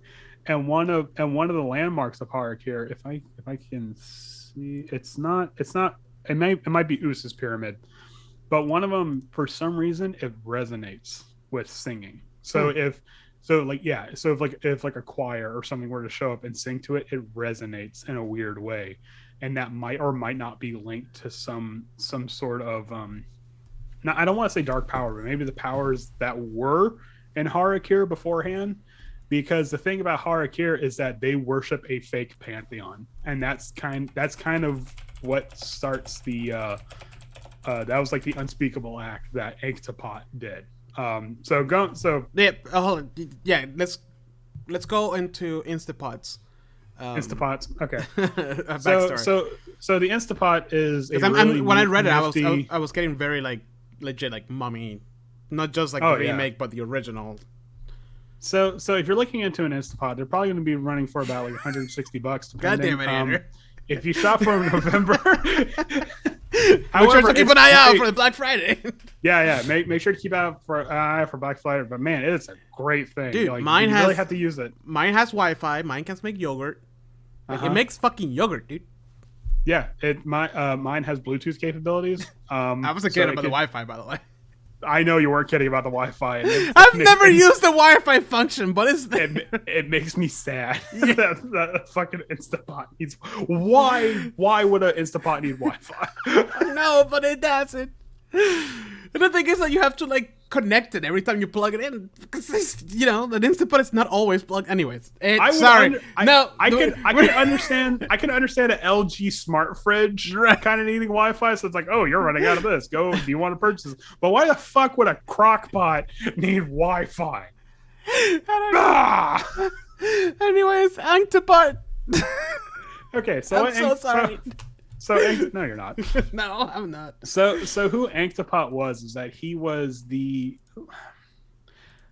It describes that he was like the head priest for a couple of different generations of pharaohs, and I had to stop myself from pronouncing it Pharaoh, like out of the movie American Graffiti. Anyways, but he was. Which, by the way, the video game Pharaoh is amazing. Really? And you'll have to send it to me because I don't know what you're talking about. Anyways, but it describes how he was like the head priest to a couple different generations of pharaohs, and as the generations like went further and further on, it's like only 2 or 3 generations, but like by the end of like the second generation, he's like, these people are not worthy of the gods of whatever land he's in. They don't describe the land that he's from, because that way you could fill it in yourself. It was Earth. It describes Earth, but it's like what specific land? Like is it west of Thay? That's all I need to know. Anyways, so just it says how like the second line of the pharaohs, he's starting to become like, okay, these guys are not worthy of the gods' blessings and stuff like that, and like in the back of his mind, he's like, I could probably overthrow these people. as you do. Yeah. I mean, as you are when you're like, the chief advisor for any, for any. Anyways, but then what happened was that on the day there's a ritual that would consecrate the Pharaoh's connection to the gods. And unbeknownst to the Pharaoh, Anktopot was kind of creating a coup. And he rallied like the priests and stuff to, I guess, assassinate the Pharaoh. And he wrongly assumed that the people would be behind him. It doesn't really go into detail, but it's kind of implied that like the pharaohs weren't great leaders, anyways. So he wrongly assumed that the people would be behind him against this political assassination, and they were not. they were My move was calculated, but God, I'm so bad at math. God, I'm bad at math. It was a calculated risk, but I'm bad at math. Anyways, and so he underestimated the backlash, and they essentially killed him in the temple, like right then and there. And in doing so, he also shut up, McAfee. I don't need you. and in doing so, he kind of blasphemed his own gods in a way. And because it's the Pharaoh, like this is a very, like this is the one person that we connect to God. Yeah. And because of that, the gods, they took a part of his soul, what they call the Ka. They took part of his soul and they hid it. Where is it? He doesn't know, and he will probably personally never know where it is. But then the dark powers swept him up and took him to this land of Har'Akir, and there he is the immortal ruler, for better or for worse. He is the immortal ruler of this sort of facsimile of his previous homeland. Yeah. And because he feels like he was betrayed by the gods, he came up with this whole new pantheon of these false gods, and it's kind of like drawing a parallel. Like these guys represent the children of these false gods, and he has mummy lords that or mummy lords. It's a little bit of both, but one will have like the head of a jackal, one will have like the head of like a serpent and stuff like that. But they are the icons of these false deities that he came up with. And so now everyone has to worship these false gods that he has pretty much came up with. And it describes that his torment is pretty simple. He can't die at all. And he wants to. Like, he's like, okay, I'm done with this. And it even describes in the book that he's done everything. Like everything Anktopot has to offer, he's done it, and he's just bored. And he wants to restore the Ka of his soul so he can just die. But so, of course, that's never gonna happen. Why would he be against adventurers? That's the thing. Would he be against adventurers? I don't know if he would be against adventurers. He might actually. I would say that he would probably come off as a dictator, but probably in the same way that like Doctor Doom is, where it's like, if you compare him to somebody else, he's probably a bad person. But it actually describes that like there is a faint layer of fear in Har'Akir, because he's like he sends people out regularly to search like this place called the Maze, which is just a labyrinth under the desert. But he does send people out from time to time to do that. But I mean, weirdly enough, it's kind of a tight ship that Anktopot is running. And he's not beloved. Far from it. He's actually described as aloof and distant, and he's almost never seen by the general populace unless they have some news about where the missing piece of his soul would remain. So I would probably... what's up? No, so what's stopping the characters? Like, hey, we want to help you die. And you were like, all right. I mean, the only thing that's probably stopping the characters... Oh, that's actually a really good question. Oh, there is... It describes that one of the sons of... one of the children of Anktopot wants to overthrow him. So that might be a problem in and of itself, and you might have to like sort of draw a line in the sand, no pun intended. But you can be like, okay, let's all meet in this room. You want to die. You want to be in power. You know, let me find, and then I don't know. Seems like a everybody wins. Which, by the way, Andrew, before we continue, I just wanted to point to you. Look at the map for Har'Akir or Har'Akir, and then look at the map. You want to try that one again? And then look at the map for Falkovnia. Falkovnia? Yeah. Is it the same thing? No. It's just how beautifully yeah. the one, like, it's so detailed and nice, and then one in Har'Akir is like, meh. No, it's not like that. It's different. No, I'm not saying it's like bad. It's just the other one's like, oh, you got zombies coming from like the margins, and like it's beautiful, like, and then this one's like mist. Anyway, so we continue.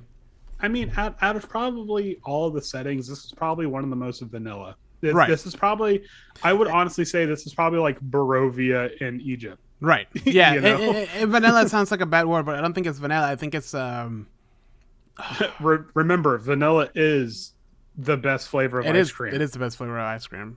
That is unanimously known and accepted by the group. There is no backlash against that. Yeah, 100%. If anybody, Yeah. you know, that's why.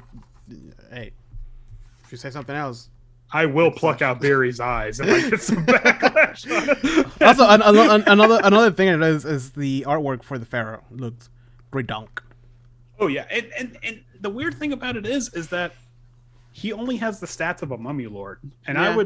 I say only the stats of a mummy lord, but it describes that some of his children are also mummy lords. So I'm like, no. What I would do, I would probably take the stats, open up the control panel, give him some legendary actions, probably give him a little bit more spell casting, definitely give him something that makes him stand out. Yeah. But I would say this is probably a really good adventure to have, a really good setting to have a full adventure in. Like I said, this could be Barovia, but the mummy version of it, you know. And I would. There's a lot of potential here because it describes that there are some parts of the city that nobody goes to, or not some parts of the city. There's some parts of the town the land. Yes. There's some parts of the land that just nobody goes to. Right. And like there's this place it's used to call the maze or the labyrinth, and it's like nobody has really made it that far down there, and a lot of people think that's probably where the Caw is. So hey, that's where that DMG part of the random like dungeon maker comes in. Just start rolling dice, baby. You know, and you'd probably want to figure out like what's the deal with the bent pyramid. Like, why does it resonate with music?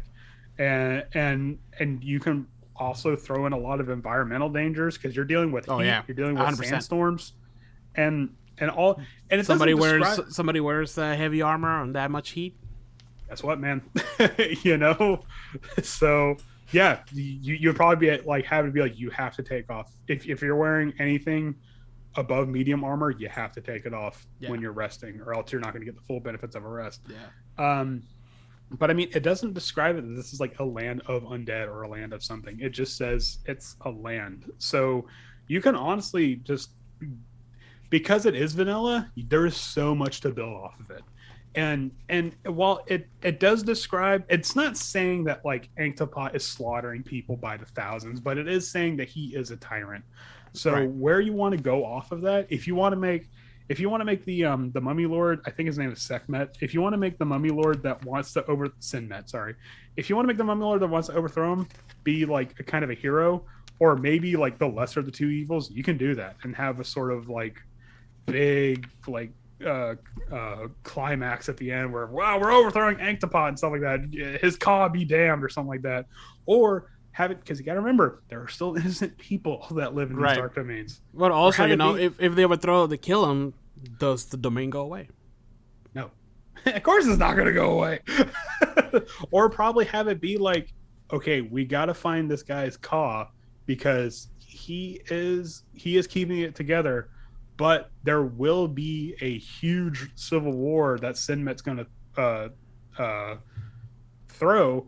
So if we find this guy's Caw and there's just an empty throne, Sinmet can just ascend to the throne bloodlessly. Right. So maybe that could be a thing, or maybe just have it be like Inkthapot's like, yeah, I want to find my car, and then they find it, and he's like, nah. It's not really what I wanted.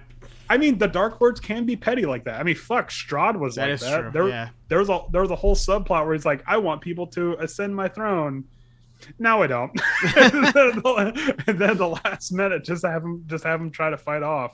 So I mean, this is one of the. It's weirdly vague, but there's a lot of work with here. Right. So this is like the exact opposite of Dementlieu, where Dementlieu is very narrow and it kind of spoon fed you what you can and can't do. Here, the possibilities are kind of endless. Like this is a huge like chance for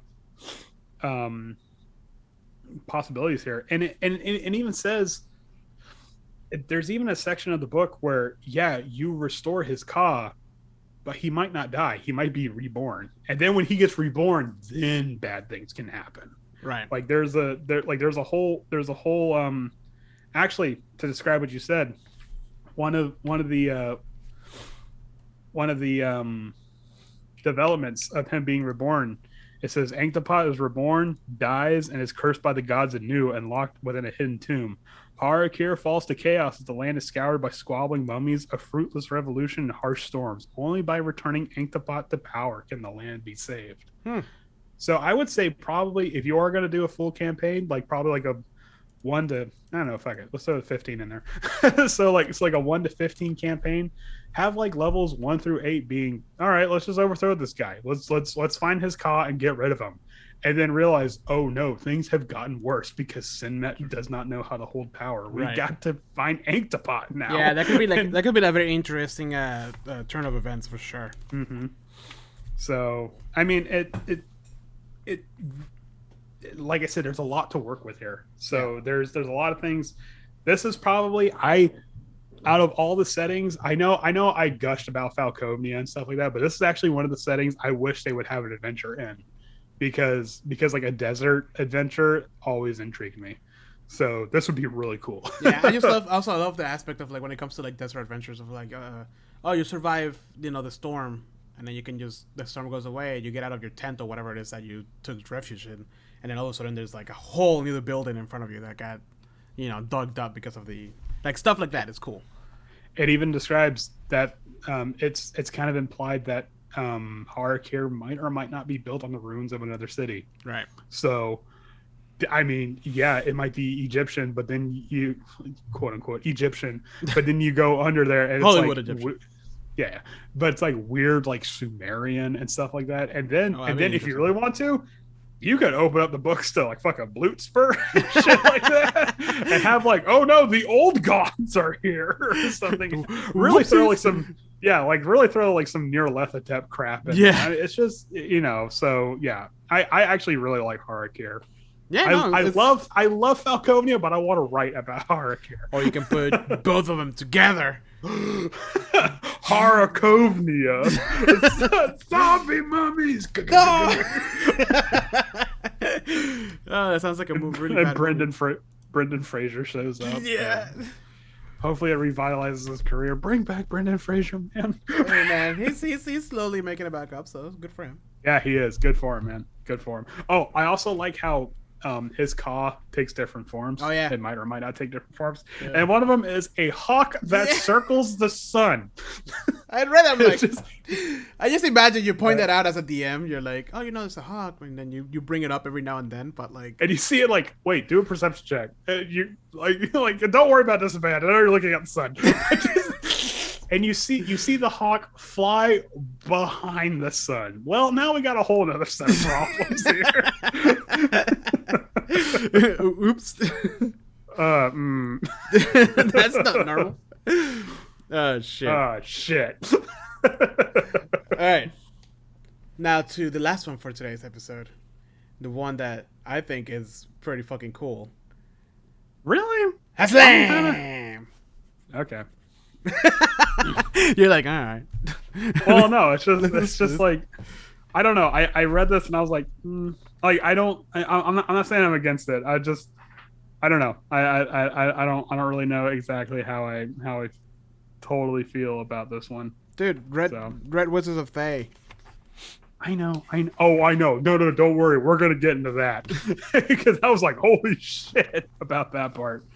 But you know. All right, so Hazlan, Andrew, tell me what you know about Hazlan. Hold on. Can we just take a brief moment here? Yeah. Let me put the. Let me put the. We'll be right back. Boop. There you go. I didn't get a chance to write.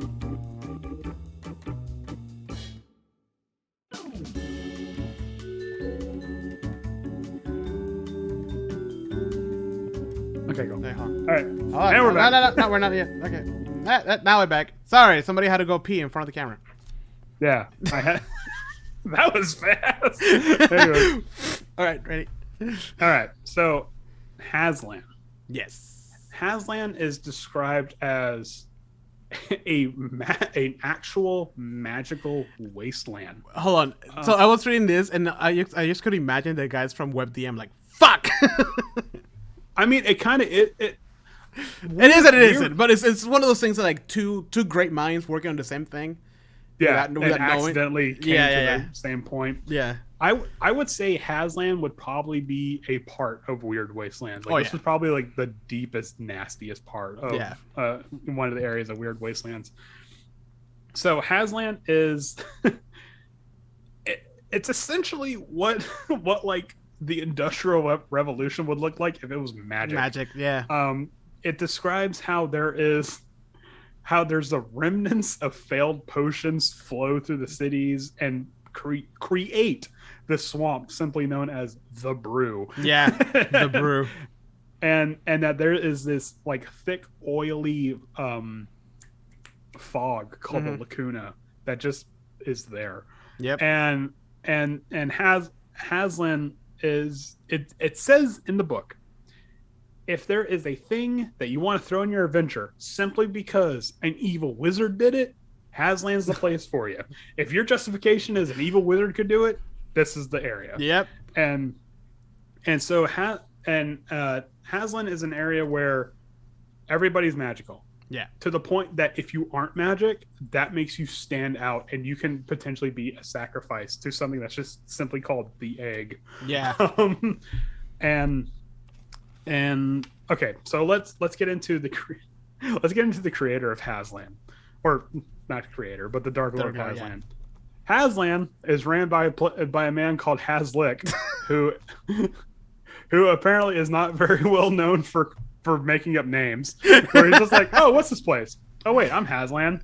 No wait, I'm Hazlich, and this is my land, Hazlan. Okay, Hazlan. Boom. Hey man, straight to the point, all right? Efficient. So definitely the most interesting and that's kind of saying a lot, because definitely the most interesting thing about this area is that the Dark Lord is, well, we'll get into that. He was a Red Wizard of Thay, which is already a pretty bad point to start off with. Yeah. He was a Red Wizard of Thay who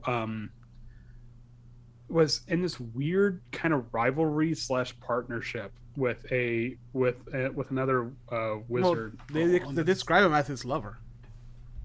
Well, that's what I'm saying. Like, yeah. What is? Does he even have a name for yeah, the he other? Does. I forgot about it though. Hold on. Indreficus, that's what it is. Yeah. So he has a lover named Indreficus, and they're working together to just create, right, or not create, but just study more. Right. So Hazlich is like this wizard, like top of the class. He's like beating everybody, and he only had one rival, which is this guy. I forgot his name already. Indreficus. And first it was like a rivalry type thing, and then eventually they started working together, and then became lovers, and then they started just creating awesome shit. Like they had a brief moment of peace where both of them were just like, in sync and just like pushing magic to its limits. And because you have to remember, they are the Red Wizards. They are part of the Red Wizards of Thay, which is a magocracy. I don't know if I'm pronouncing that right. So Makes sense. essentially, the more magical power you have, the more political power you have as well. Right. So they're both working together to go up the political hierarchy, and somewhere along the line, I don't want to say it's sours, but maybe it's sours, and they go from rivals to friends to lovers and then bitter enemies. And Well, I mean, it's very specific what happens. well, Okay. yeah. Well, I mean, do you want you seem you Well, no, I was just like the main thing is that they're working together, or whatever, and then Hazlich gets knowledge that what is the name of the hierarchy, the Zolkirs. the Zolkirs started having an interest on Indreficus. yes, and that Yeah. makes Hazlich essentially flip. He feels betrayed and he's heartbroken, Right. and so he kidnaps Indreficus and subjects him to some terrible, awful magical Evil shit. experimentation. And when the Zolkirs finally find Hazlan or Hazlich, they find that Hazlich has turned Indreficus into pay attention here, a living portal. Mm-hmm. What that is, they don't describe. It's just the two words, a living portal. Yep. And they figure that's too dark even for the Red Wizards of Thay. So they're naturally going to like arrest him or capture him or something like that. You forget to add, it's not just a living portal, it's a pain-racked living portal. Well, I mean, Well, because there's a living portal who can't feel pain or say that he's feeling pain, and then there's this portal that is very aware of all the pain. yeah. So what makes matters worse is that, well, actually no, I had some things wrong. The Zolkirs don't track him down.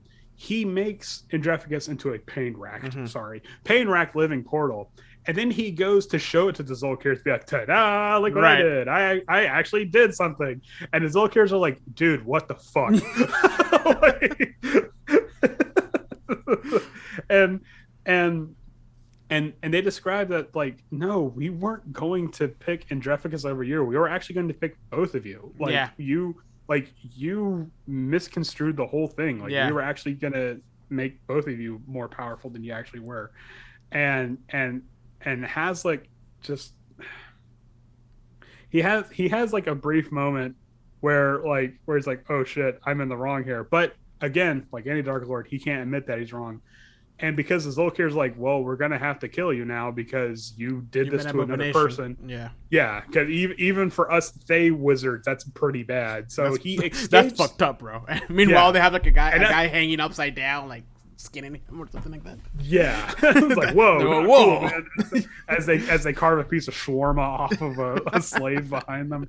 Anyways, and so he escapes the Zolkirs through the living portal. Wait, hold on. There's a phrase they use. Hazlich fled through the groaning portal. that had been Indreficus. Whoever wrote that line, bravo. And that is like the definition of the words you use can describe so much more in one sentence. Yeah. So he escapes through the portal that groaning was Indreficus. Oh my god, the groaning portal that was Indreficus. And when he comes out the other side, he finds this land that is it's described as nightmarish, but none of the people there knew about magic. Right. And because he was a Red Wizard of Thay, and it's described that he's an archmage of the Red Wizard of Thay, he's like, I could teach people a thing or two. And he just first things first, it's called Hazlan. Like he tells everybody. Yeah. It was originally going to be Hazlich's land, but then the sign broke and it became Hazlan. He's like, oh, okay, that's got a nice ring to it. So yeah, great with magical research, not so much at naming things. Yeah. All his spells are very very basic. Yeah, The yeah. grabbing hand, ha- the shiny lightning. That isn't that just Mage Hand and Chain Light? No. So okay. So Hazlich. I keep wanting to say Hazlan. It's just God. It's such an unoriginal name. Yeah. Anyways, so Hazlich has these things called the Eyes of Hazlich, and you said previously about how somebody would probably have eyes all over the land, but this guy actually has eyes all over the land. So what these are is that they're glyphs that can be carved onto pretty much any surface, a building, a door, what have you. A worm. A what? A worm. Oh, a worm. and with it, he can scry through these eyes. So he, first of all, paranoid to the nth degree. Yeah. I think it's pretty safe to say that a lot of these Dark Lords are paranoid. It's probably a shorter list to say which ones aren't. Yeah, that's true. and let's see. And so he has these eyes that he can see through, and he is constantly trying to better his magical experiments. But he can't. Yeah.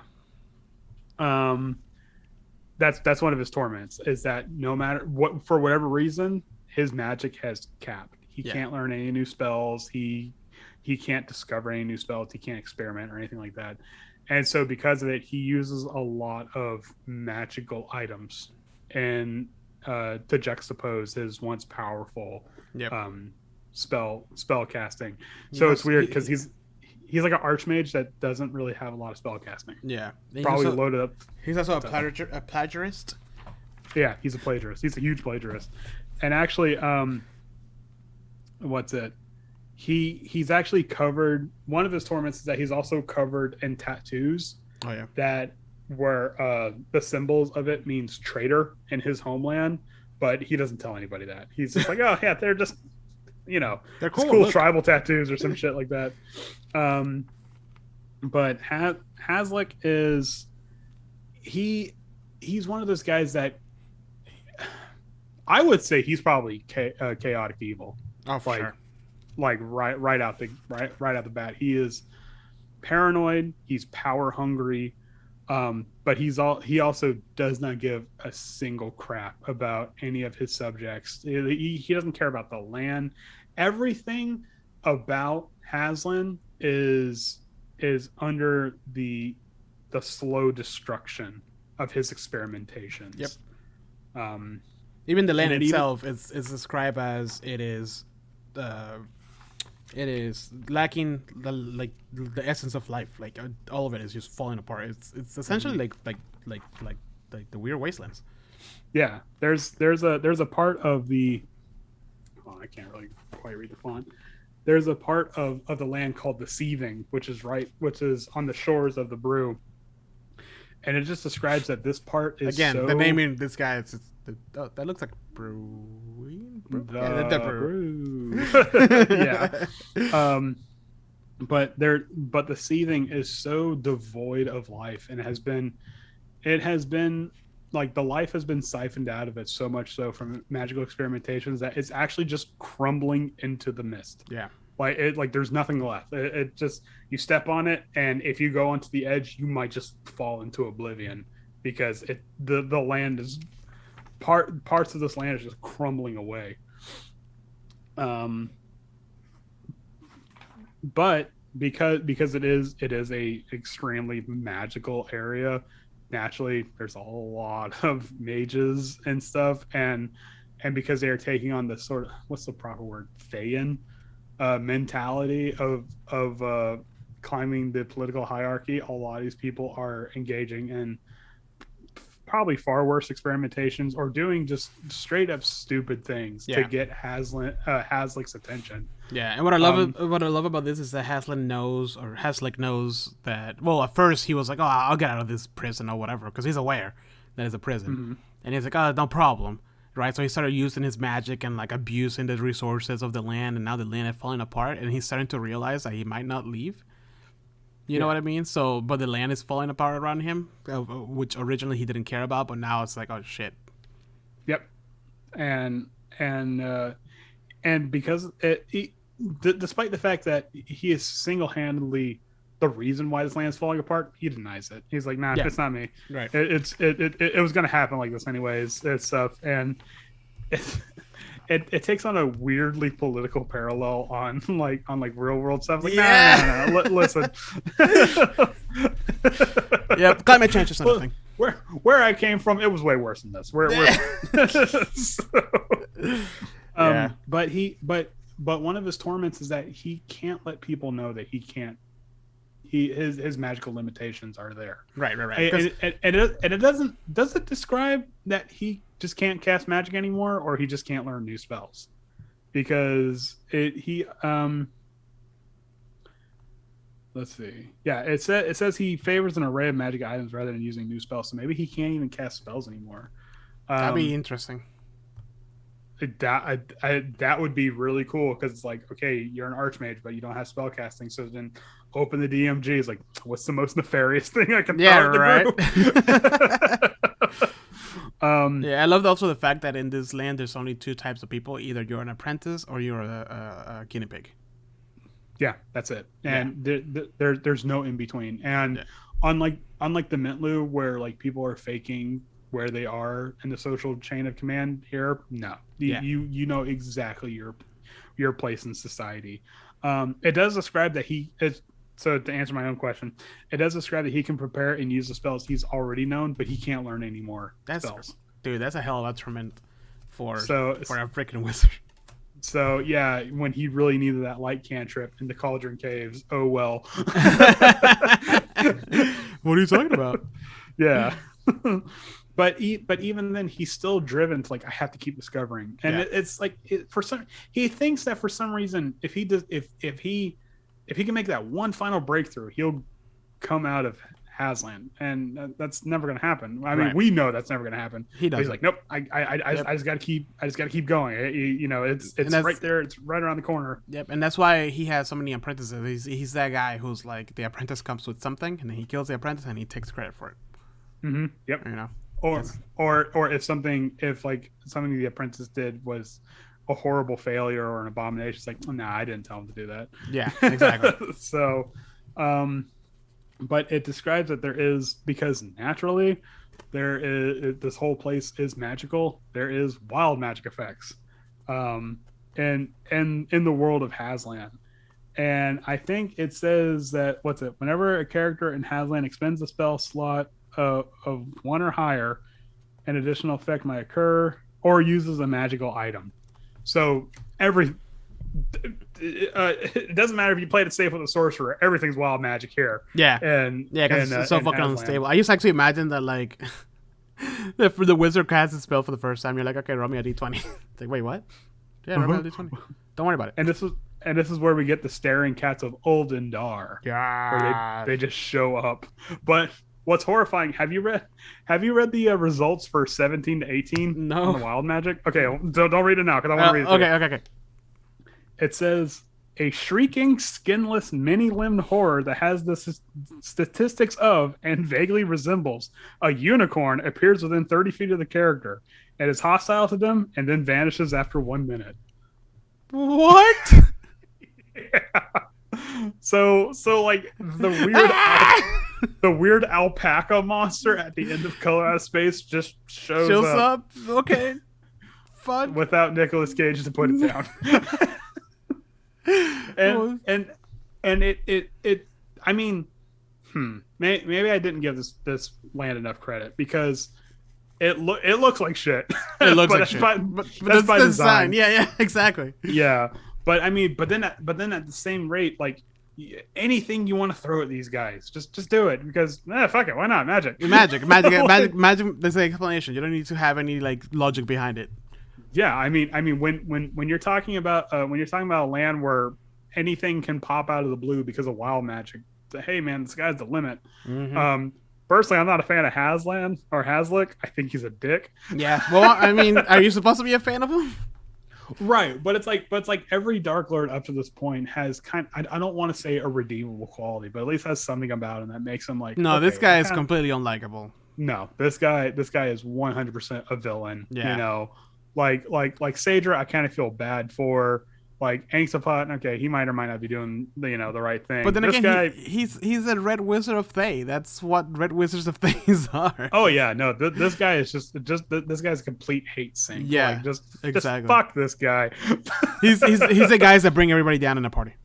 Yeah, and so it would probably be, if you're gonna have an adventure, first of all, why not have just a group of spellcasters? Yeah, fuck it.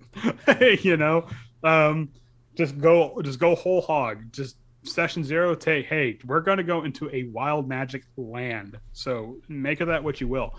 But then I would probably just have it be like, no, we need to put this guy into the ground because he is obviously just a detriment to everybody around him. Yeah. And he can control the fogs or the mists rather, but I'm also pretty sure if you kill him, the fogs will be lifted at least long enough for you to get out until he comes back. I'm pretty sure he comes back. All the Dark Lords do.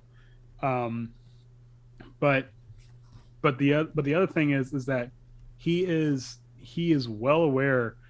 Weirdly enough, the eyes of Hazlich are not magical, but if you cast a spell within 30 feet of him, he knows that you casted a spell or used a magical item or something like that. So it would probably be while you're out in the wilderness, wild magic happens, but while you're in the cities or anything like that, like you're gonna have to, you want to use this cantrip or what have you.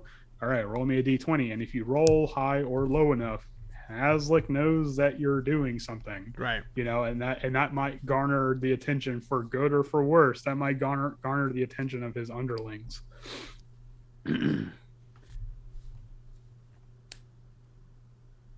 All right, take it away.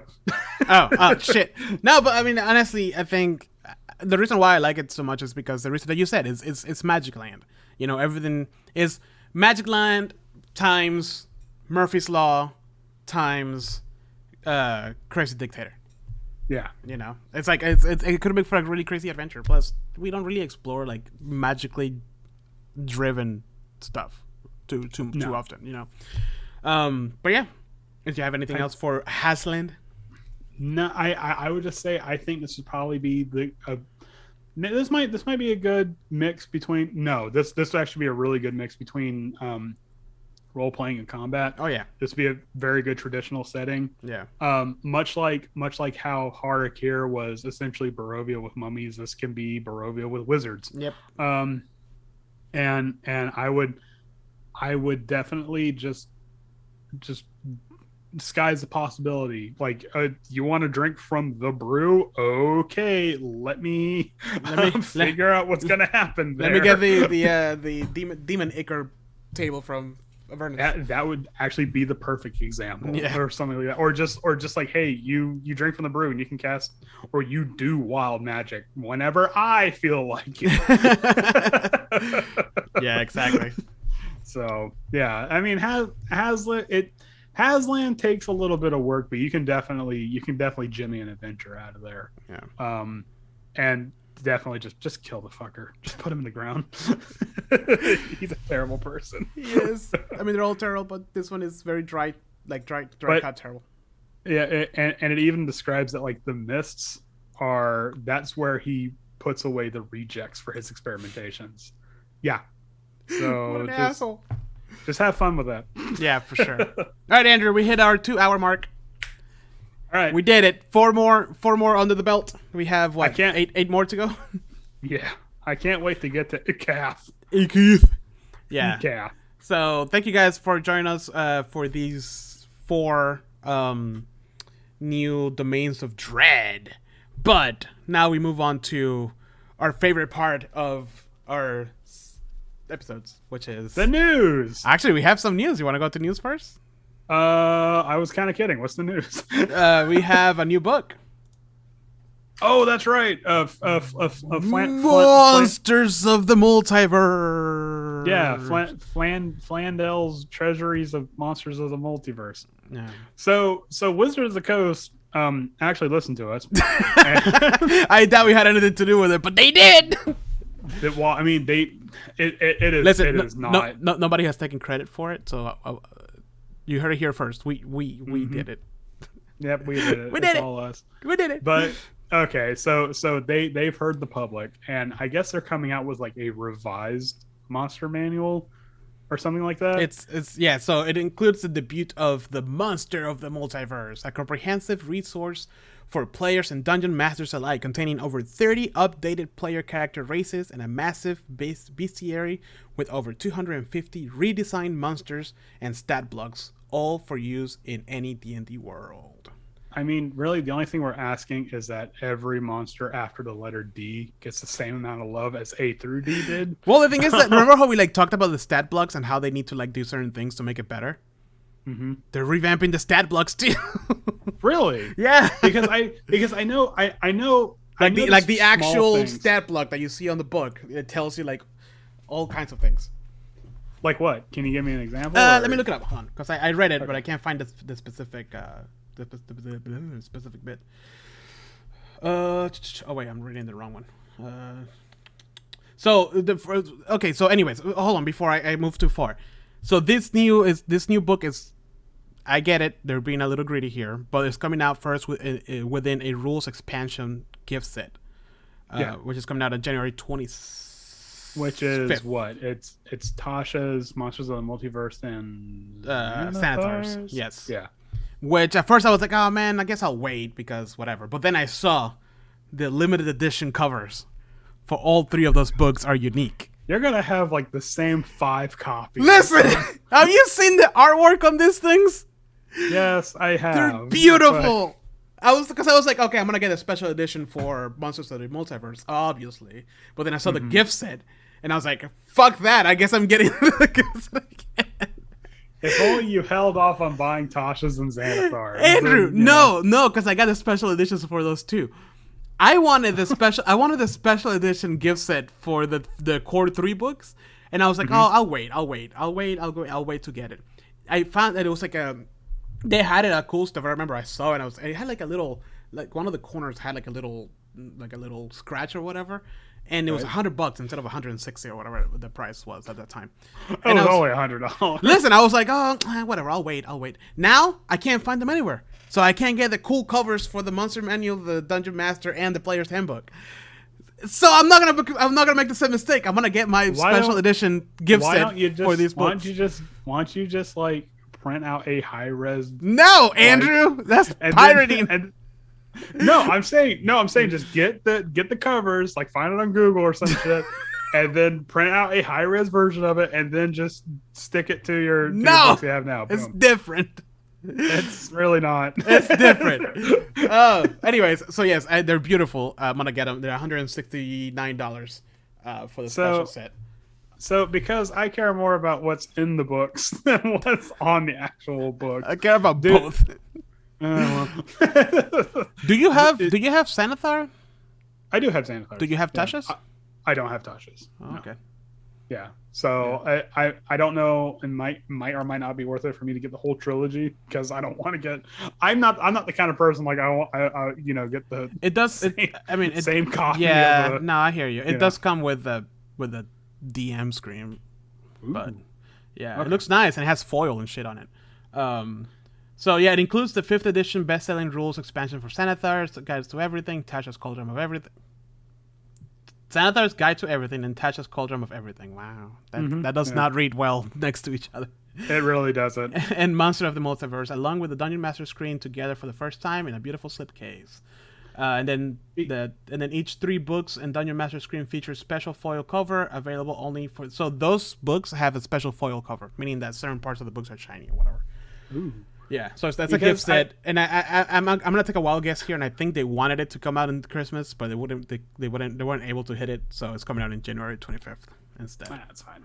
Yeah, that seems very much like they want to hit that Christmas market. Yeah, because I have noticed they've been taking. There is some changes with the monster stats. Like if you look in the like if you look in Van Richten's or like Candlekeep or probably anything published after Candlekeep. There's some changes of stat blocks, but I'll be very interested to see what exactly these revisions are. Yeah. And So I really hope it's not like a lazy change. Yeah, me too. But let me read you here this bit. So Monster of the Multiverse will collect updated stat blocks for nearly 300 creatures and NPCs. Oh, I'm sorry. Nearly 300 creatures, NPCs, and items previously printed in other books. So it's not just the monster manual. Jeremy Crawford, principal rule designer of Wizards of the Coast, explained during the live stream, blah, blah, blah. It's a new standard for the company's release going forward. Okay, so I guess they're going to be doing weird releases. He said, we revised the content of the monsters of the multiverse so that it plays even better than it did before.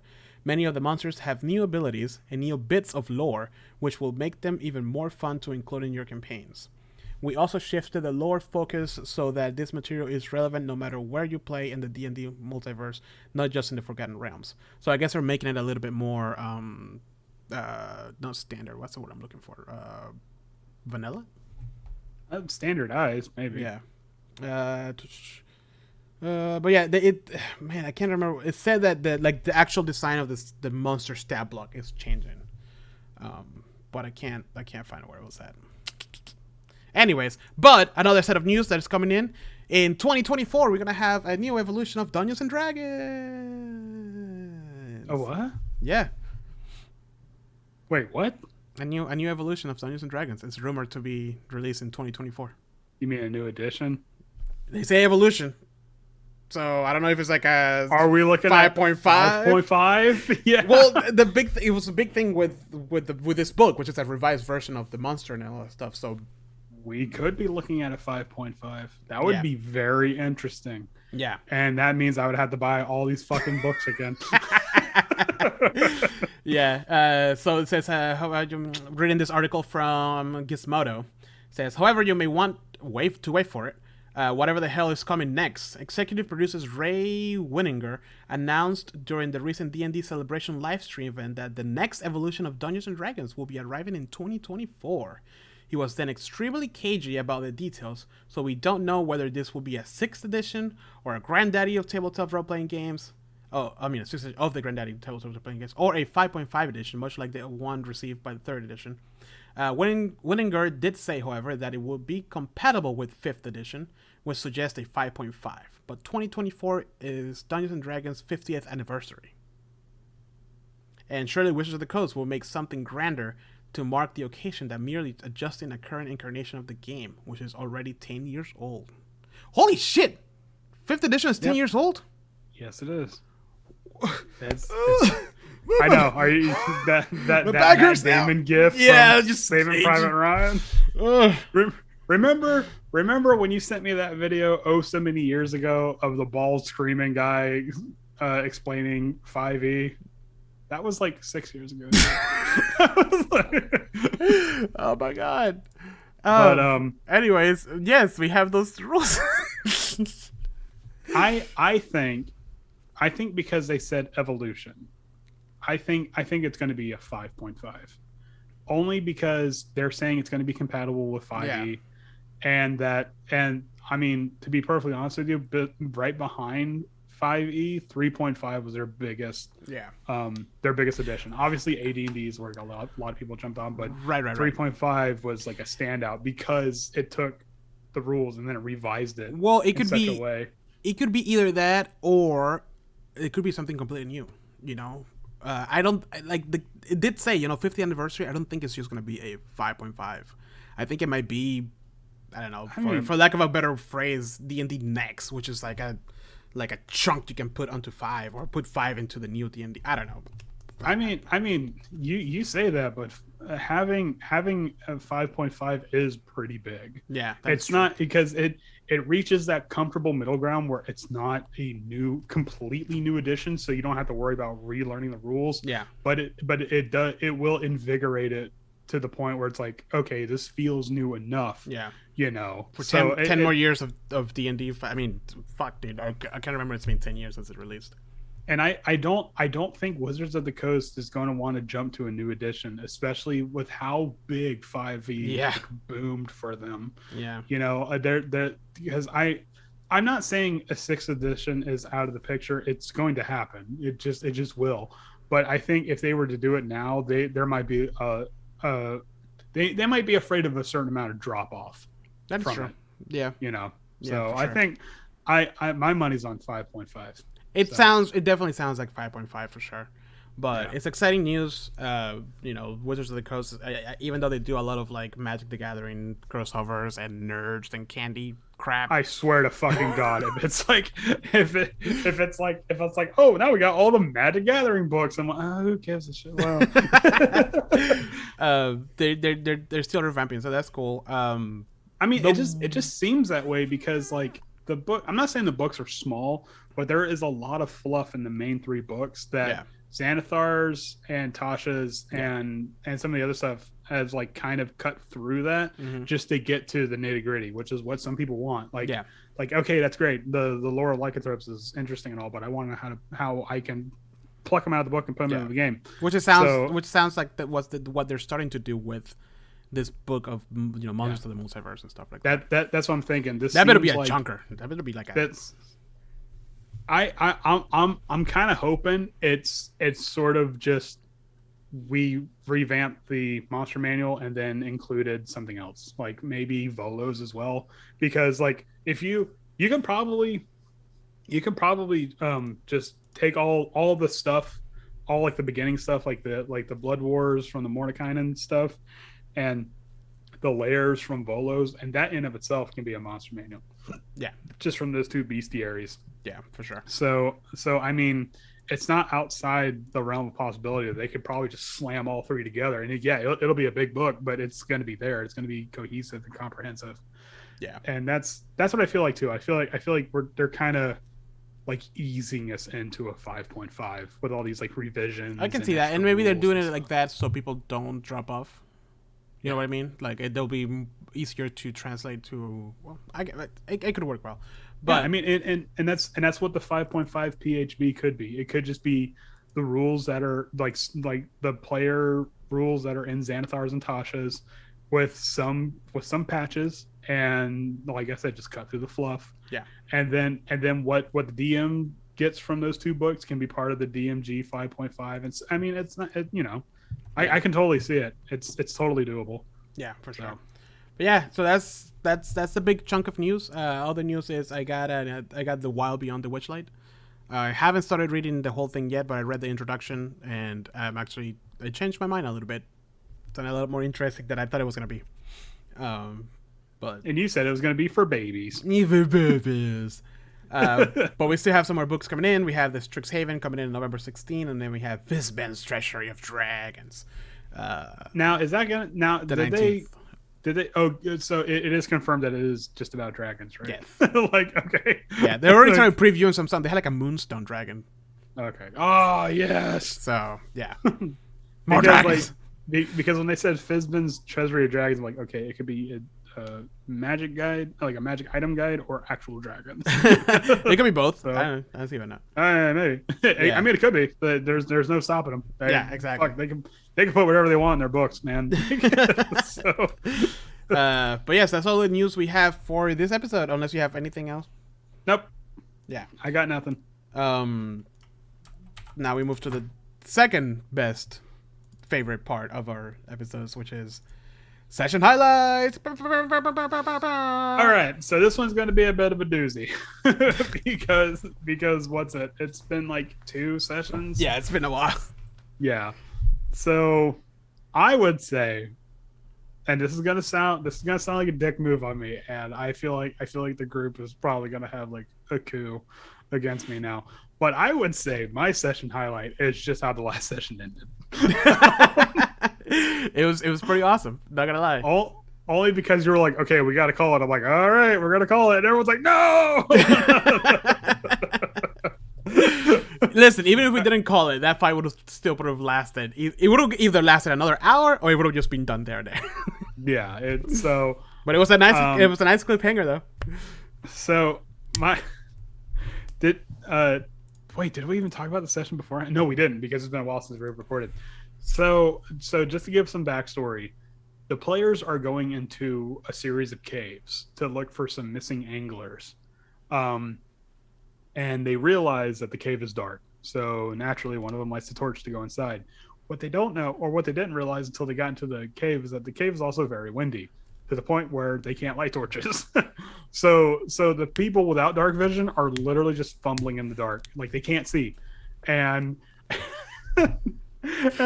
and it got to the point that like Howard was accidentally going across barriers because I forgot to turn on the light like the limiters on that. So he was accidentally going like all the way, not like to the end, but like to the north side of the map. Like, okay, no, your guy stops here. So the group banded together with ropes to kind of fumble through the dark, and I would say just that moment alone is highlight work. Just everyone Shit, like, I still haven't. I "Guys, didn't make the highlight for that. I think it just disappeared. and then there was like some like inner party squabbling because the two spellcasters. Hold on. So it's only 3 of us can see, 2 of us can't, right? So the idea was to give the 2 that can't a rope. The rope is 30 foot long, right? Yeah. And we spent, I kid you not, it was like 10 minutes, like lining everybody up and like trying to. We're doing because we're on Roll20, so we're clicking like little anchor points so people can see the ping. Yeah. So like everybody, ping in the everybody gets in line, so the people that can see can actually see everybody in line and ready to go. And we're all like, okay, guys, so don't move. We're like planning exactly how this is gonna go. Swift is gonna go first. I'm gonna be in the rear. Blah blah blah blah. And then like the minute Swift says, okay, everybody go, literally all the tokens just split everywhere. It's like, no, stop. Just Murphy's Law hit the fan so hard. And the thing is that we're doing dungeon rules, so wherever they land is wherever they land. That's where they go. Yeah. So and like there could have been traps and stuff. Yeah. And it was so stressful. The worst part, I wasn't stressed. I was having the time of my life. The worst part about it was that the people that couldn't see in the dark were like way overshooting. Yeah. Where like they wanted to go and stuff, and it took I think I said in the session, it took you guys half an hour to go like 100 feet. Yeah. because you're too busy trying to corral everybody in. But then there was some combat. Octavio got it real fucking bad. So there was a fight with a water weird that was trapped inside a waterfall. And Octavio was trying to show off and like climb the waterfall with his knives. Vaxley ended up cracking it, and the water weird attacked him, and then attacked Swift. And then there's like this weird like, oh, we have to take off our clothes. I have a feeling together for warmth. I have a feeling that water weird was that monster that's always like there, but you as a DM ask yourself like, how the fuck are they even gonna like, they're not gonna run into this monster ever. And here I am, just click. I was like, perfect. So then you guys kind of like recoup a bit, and you guys go back in. And okay, so I know I said the way how the last session ended was a personal highlight, but I really loved it when you guys came across the skeletons under the water. Only because you guys freaked out so fucking hard. Octavio was not. I was like, wait, we don't have to go there, and he was like not moving. So what happened was that there was a moment where there was like a frozen bridge and people were falling off, and they were saving some. Barry fell, took a lot of damage from the fall, and then everyone's like, all right, let's just rappel down.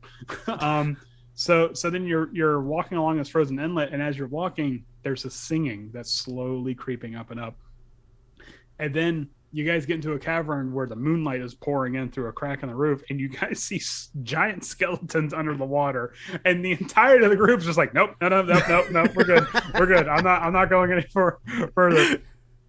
And you guys eventually find like it's a sea hag, but she's under the guise of like an old lady, and she's like cooking up a stew, and you guys are smelling beef, and you guys are smelling beef stew, and you're like, is beef stew a sign of a concussion? Because some of us took some fall damage, and Mittens failed his save to avoid being afraid, and then failed his save to avoid dropping to 0 while he was afraid. Yeah, and so he drops to 0. Gar goes in to protect them. You guys just lay waste to her. Like Swift did something like 20-something. Yeah, like, Swift was doing some serious damage. Yeah, and then Barry came in and started hacking away, and you're fighting a will-o'-the-wisp. Just like it's just me and this little light just going on. Yeah. And I'm losing too.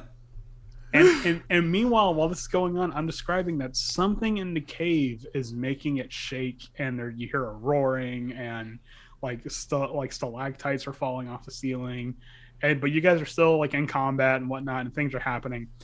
And then so the hag tries to cut a deal with Mittens, who's now back from zero, and Mittens is like, no deal. It just like cuts her throat right then and there, right when a frost giant skeleton breaks in and does something like 25 slashing damage. It was to Gar, ridiculous, yeah. and just one shots him. And then like everyone's panicking.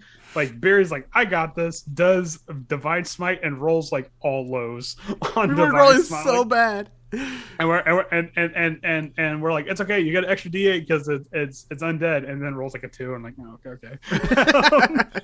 and so like you guys are freaking out and panicking, and Octavia's like, Chief Reindeer, help us out! Throw the orc stone out, and right when Chief Rendar, by the way, that's his proper name. Right when Chief Rendar comes out, I was like, all right, guys, we'll see y'all week after next, because I'm on vacation next week. Yeah. So it's just like this huge cliffhanger. Like Gar is super dead. Well, he's not dead, but he was at 0. Mittens managed to stabilize him and get the hell out. And Beery is now locked in combat with this giant frost giant skeleton, and so everyone in the group's like, what the fuck's gonna happen now? And I'm like, I don't even know. So, we'll see when we get there. Yeah, we're gonna have to fight. It's really dictated by the dice at this point. I think that was a great way to leave it, honestly, because like the anticipation is just too much. But like that whole session, we were rolling so low for everything. It's like the session before when it did the session before when it didn't matter, we were rolling pretty high, like naturals and like crazy high damage or whatever. For this session, where we actually need the help, like I kid you not, I think the average roll was like 12. For some reason the dice were with me on this. Yeah, one. They were rolling hot. Yeah, I saw you. I know you rolled a couple of crits because like your reactions are always like, oh shit.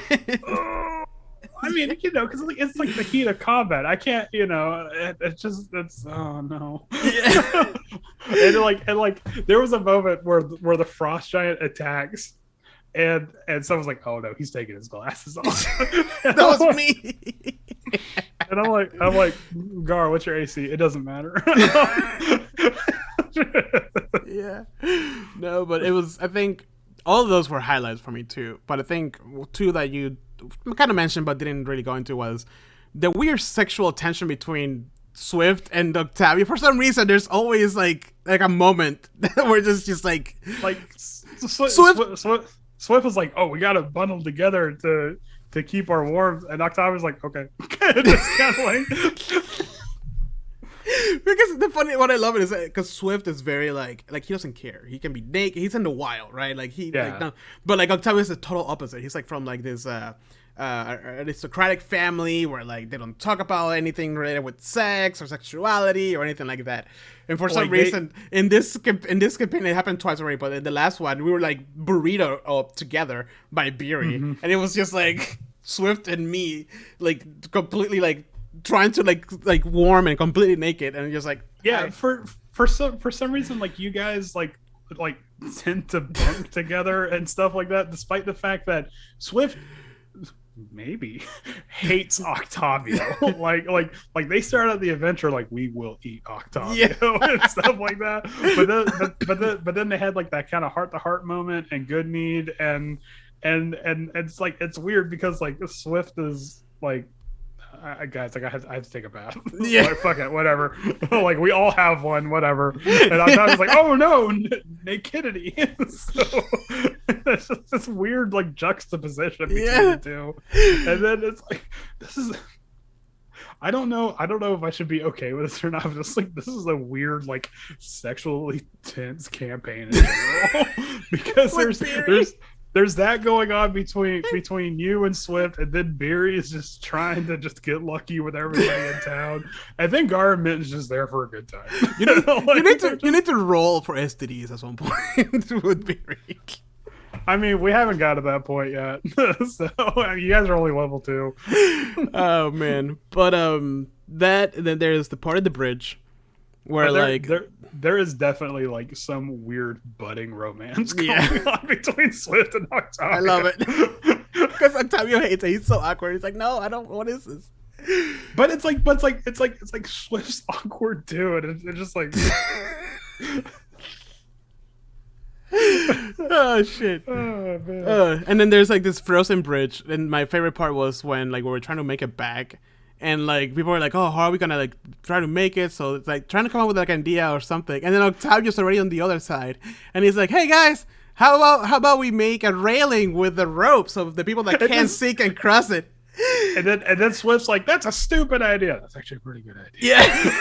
But we can't let him know. And then as he's actively like mocking him for his bad idea, he falls off of the bridge. So Octavio thinks that it was an actual bad idea, but it was just the rolls were bad. So Octavio's, I'm sorry, I will never come up with an idea again. Shit, that was a hard one to turn down. Yeah. And then the other highlight for me, I think it wasn't in this session, it was the session last, where we're on the boat and you have that beautiful description of Swift's childhood. Oh yeah. Bro, Yeah, that was like some serious like Disney storytelling moment right there with the music and the way it was like, oh.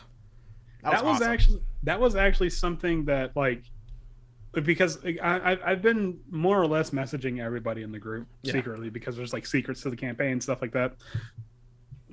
And he's like, "Hey, can we have like a moment that sort of like details like my backstory a bit?" So you know that because Robert, the player, he's very much in line with like the story has to justify the characters' like trajectory. So I'm like, yeah, totally. We can totally do that. And me and him, we were just kind of throwing ideas back and forth. And so yeah, that was one of them. Yeah, so we had a little brief flashback of little baby Swift being raised by this like bear creature thing. And that kind of left off on a bit of a cliffhanger itself. What's gonna happen? I don't know. Yeah. But yeah, so it's just we're plinking ideas back and forth and stuff, and I'm like if you guys want to expand your backstory some more, or just like want to let me take the reins and try to throw some stuff in there, I'll be totally down for it, because this campaign we have definitely hit the brakes a bit more, and we're focusing more on the individual characters instead of like the world at large. Yeah. So yeah, we're taking more story moments like that. Yeah. So that was I guess 3 highlights that I had since the last time we recorded. But yeah, anything else? I think we're good. I'm very excited to see what happens. Yeah, next. me too. Some people might die. we'll just have to see.